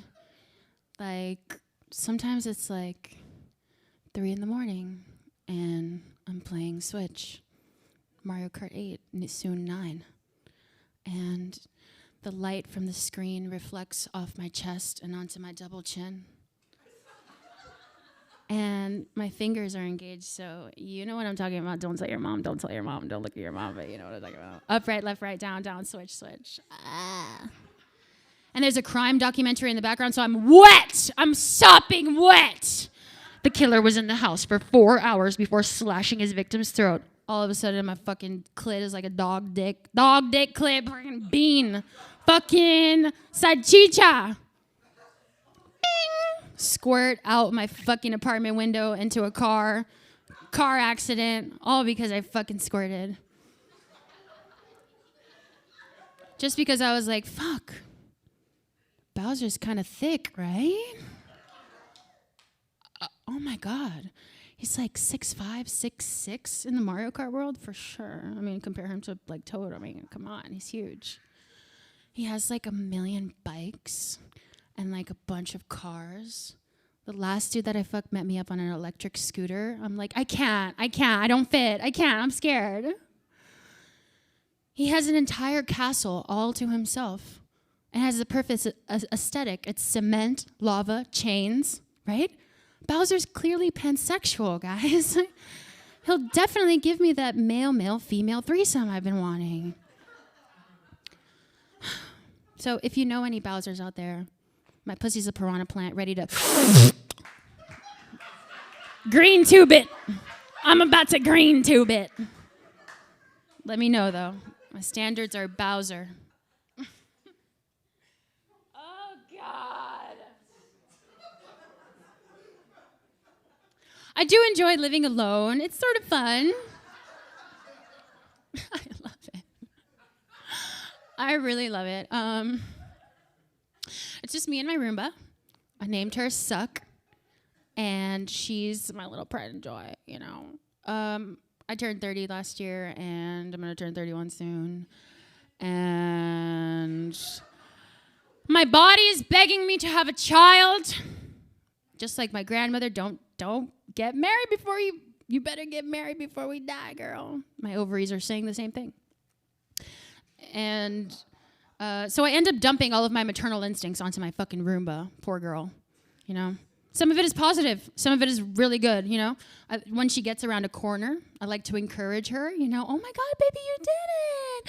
You got around the corner, yeah. We don't need a man. Hey, we don't need a man. What? We don't need a man. Hey, we don't need a man. What? I feel myself becoming selfless, you know. I'll be eating a sandwich, and I'll be like, she would love this. Sprinkle a little bit on the floor. She comes whirring towards me. Woo, she's so cute, sharing a meal with my daughter. Sometimes she's working hard as fuck, you know, like my hair gets everywhere, all over the fucking, how does it even get where it gets? She's working hard all day, you know, and I like to sprinkle a little weed on the floor so she can relax. When she starts spinning erratically, she's a completely different robot. When she's high, she's crazy. She says crazy ass shit. Now she tells me, like, I'm not gonna smoke anymore, I just want to vape. And I'm like, how? How do I do that? I'm gonna figure that out for my girl. Sometimes she acts out, though. Sometimes she gets stuck under a fucking chair. I'm like, girl, you know better than that. Figure that shit out. Brah! Slam the door on her, leave her in the room alone. 20 minutes later, this bitch is walking by the kitchen. I'm like, how the fuck did you get here? She's like, I'm a robot, bitch. I'm smart. They evolve. They figure it out. They grow. They learn. But as a child of immigrants, we all know that our parents are fucking ruthless, okay? So I do like to sprinkle her with a healthy dose of insecurities. You know what I'm talking about. Just to keep her humble, right? Like, when I was 5 years old, we went on a field trip, and my mom came with me, and she was like, I was about to ride a pony, and she was like, you think your pony can hold your weight? And I was like, you're my mom! Scarred for life. For life. So sometimes I check the tray at my Roomba, and I'm like, oh, you're going to eat all of that? You sure? No, it's fine, it's fine. You know what? It's your robot body. It's fine. You know what? You make your own decisions. I love you. No matter what size you are, you're the best. I love you. It's fine. Pero mira, if you turn 18 at that weight, you're going to stay at that weight. So let me know. I'll take you to Weight Watchers Monday, okay? De cabeza Weight Watchers on Monday. And I'm like, oh my God, I'm a fucking monster.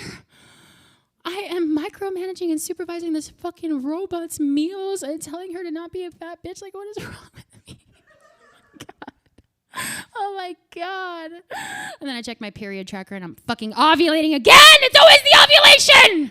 God fucking damn it. I'm sorry, baby. But all this trauma, what are you going to do with it? You know, you just got to get it out there. You just got to throw it onto the audience. So here you go. Here we go. Any thickies in here? I don't see any, but you must self-identify. I cannot do that for you. Oh, okay, lovely lady right here. Thank you so much. You have abs. Fuck off and leave the theater. You look fit as fuck, so I'm scared of you. You might beat me the fuck up in the parking lot. But I love all of you. All bodies matter. But hey, shopping as a fat girl in the 90s? Oh my God. Any 90s babies in here? The 90s and the 2000s? Girl, you're skinny. Shut up. Were you always skinny? Were you? She's laughing like, yes! I've always been skinny. My thyroid has always worked. Good on you, boo!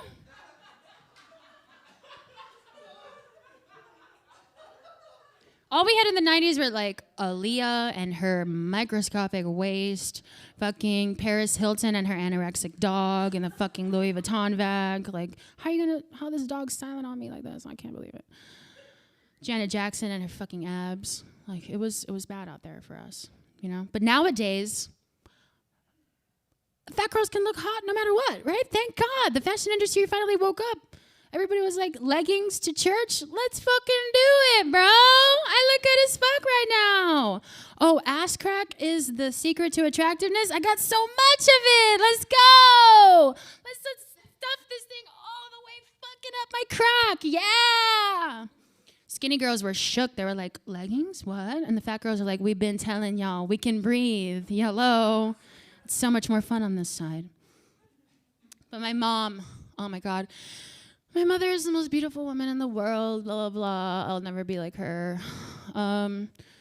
She was so skinny in the 90s. My God, she had a series of very fortunate stomach flus back to back to back. She looked incredible. That stomach virus turned her into a fucking size 2. Yas, queen. She was so unhappy. She was like, oh.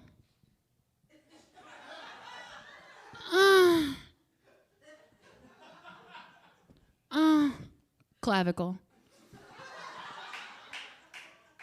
So she loved to go shopping. She loved to take us to Dayland. You remember Dayland? You know where Dayland is? Girl, you go to the Foot Locker at Dayland. I know you. Your athletic ass. Hate you. Dayland was worse, and it was like there was a section of the mall where it was like the Limited and Express across from each other. And it was also part of the mall where you were sweating and cold at the same time. And if you're a fat girl, you're like, oh my God, I'm gonna die. My cholesterol, my triglyceridos are fucked up. Like, what am I gonna do? Oh my God, I'm so fat. Oh my God. And you're just carrying that trauma all throughout the mall. You're not a fat girl until you've broken at least 10 dresses in a dressing room, okay? I declare that today, all right? And you buy it, you stuff it under the dressing room door, and then you run. You run as fast as your little fat body can. But whatever, she'd take us to the Limited, and all these fucking skinny little bitches like this bitch right over here.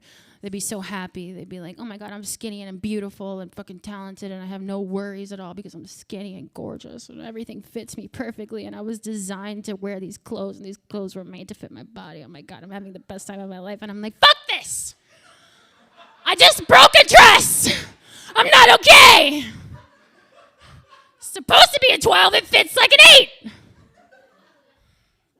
I'd be like, Mom, I open the door. Mom, can I please have a bigger size? What? My mother's Hispanic. She cannot modulate her voice at all, okay? What? What do you need? Mom, can I please have a bigger size? ¿Qué, niña? No te oigo. Habla más alto, talk louder. I can't hear you, girl. I'm not a fucking superhero. What is this? Mom, can I please have a bigger size? What? You need a bigger size? I was going to tell you that. Oh, yeah! My daughter needs a bigger size! Somebody, for the love of God, help this girl! She's so big, I don't know how I let this happen. Maybe get her a 12, a 14, a 16. You know what? Get a towel or a blanket and put the logo on it to tell about preserve her dignity. Pobrecita, bro, come on. Please, somebody help my gigantic daughter. Oh, a 16, thank you.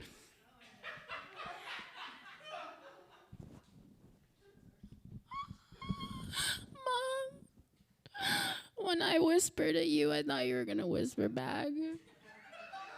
I should have known better, Mom, but I didn't want you to say that, please. Like, not everybody in the dressing room needs to know that it was so fucking big. Like, I can't deal with it. Ay, niña, I don't know why you're so insecure. You're beautiful. Coño, come on. My daughter, insecure. I can't believe this. Oh, my God. Pero, if you turn 18 at that weight, you're going to stay at that weight. So let me know. I'll take you to Weight Watchers on Monday. De cabeza, Weight Watchers Monday. You know what? Nobody gave a fuck about fucking thick bitches until like 2014. When Drake was like, oh yeah, BBW, big, beautiful woman. Oh yeah, now I like them thick, blah, blah, blah. What about me? What about my whole life? It's a fucking papa rellena, huh?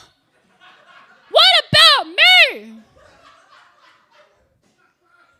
It's not fair. So you know what? Today I'm here to declare the platform for my next campaign for mayor of Miami.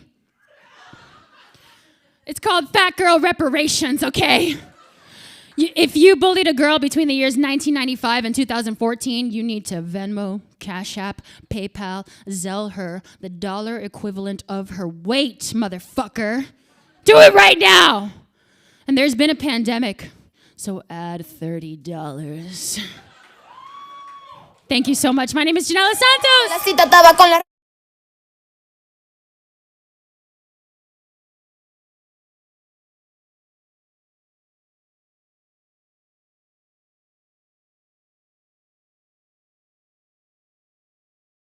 Sorry, my legs are already getting sore. I don't go to the gym, okay? I'm a bear, remember? Remember? Do you remember my set? Okay. Give it up again for Jannelys Santos. She's so amazing. She keeps us all in check up in here. So if you love the show tonight, we got shows all weekend. We're also a training center for improv classes. If you think you're the funniest one in your group and you want to like show that off, you can sign up for classes. They're very fun. We got stand-up workshops. We got OnlyFans workshops. So if you want to, just kidding about the stand-up workshops. Thank you all so much. Poppy J Snacks. Please check us out online, villaintheater.com, @villaintheater. We got shows all weekend long. Good night.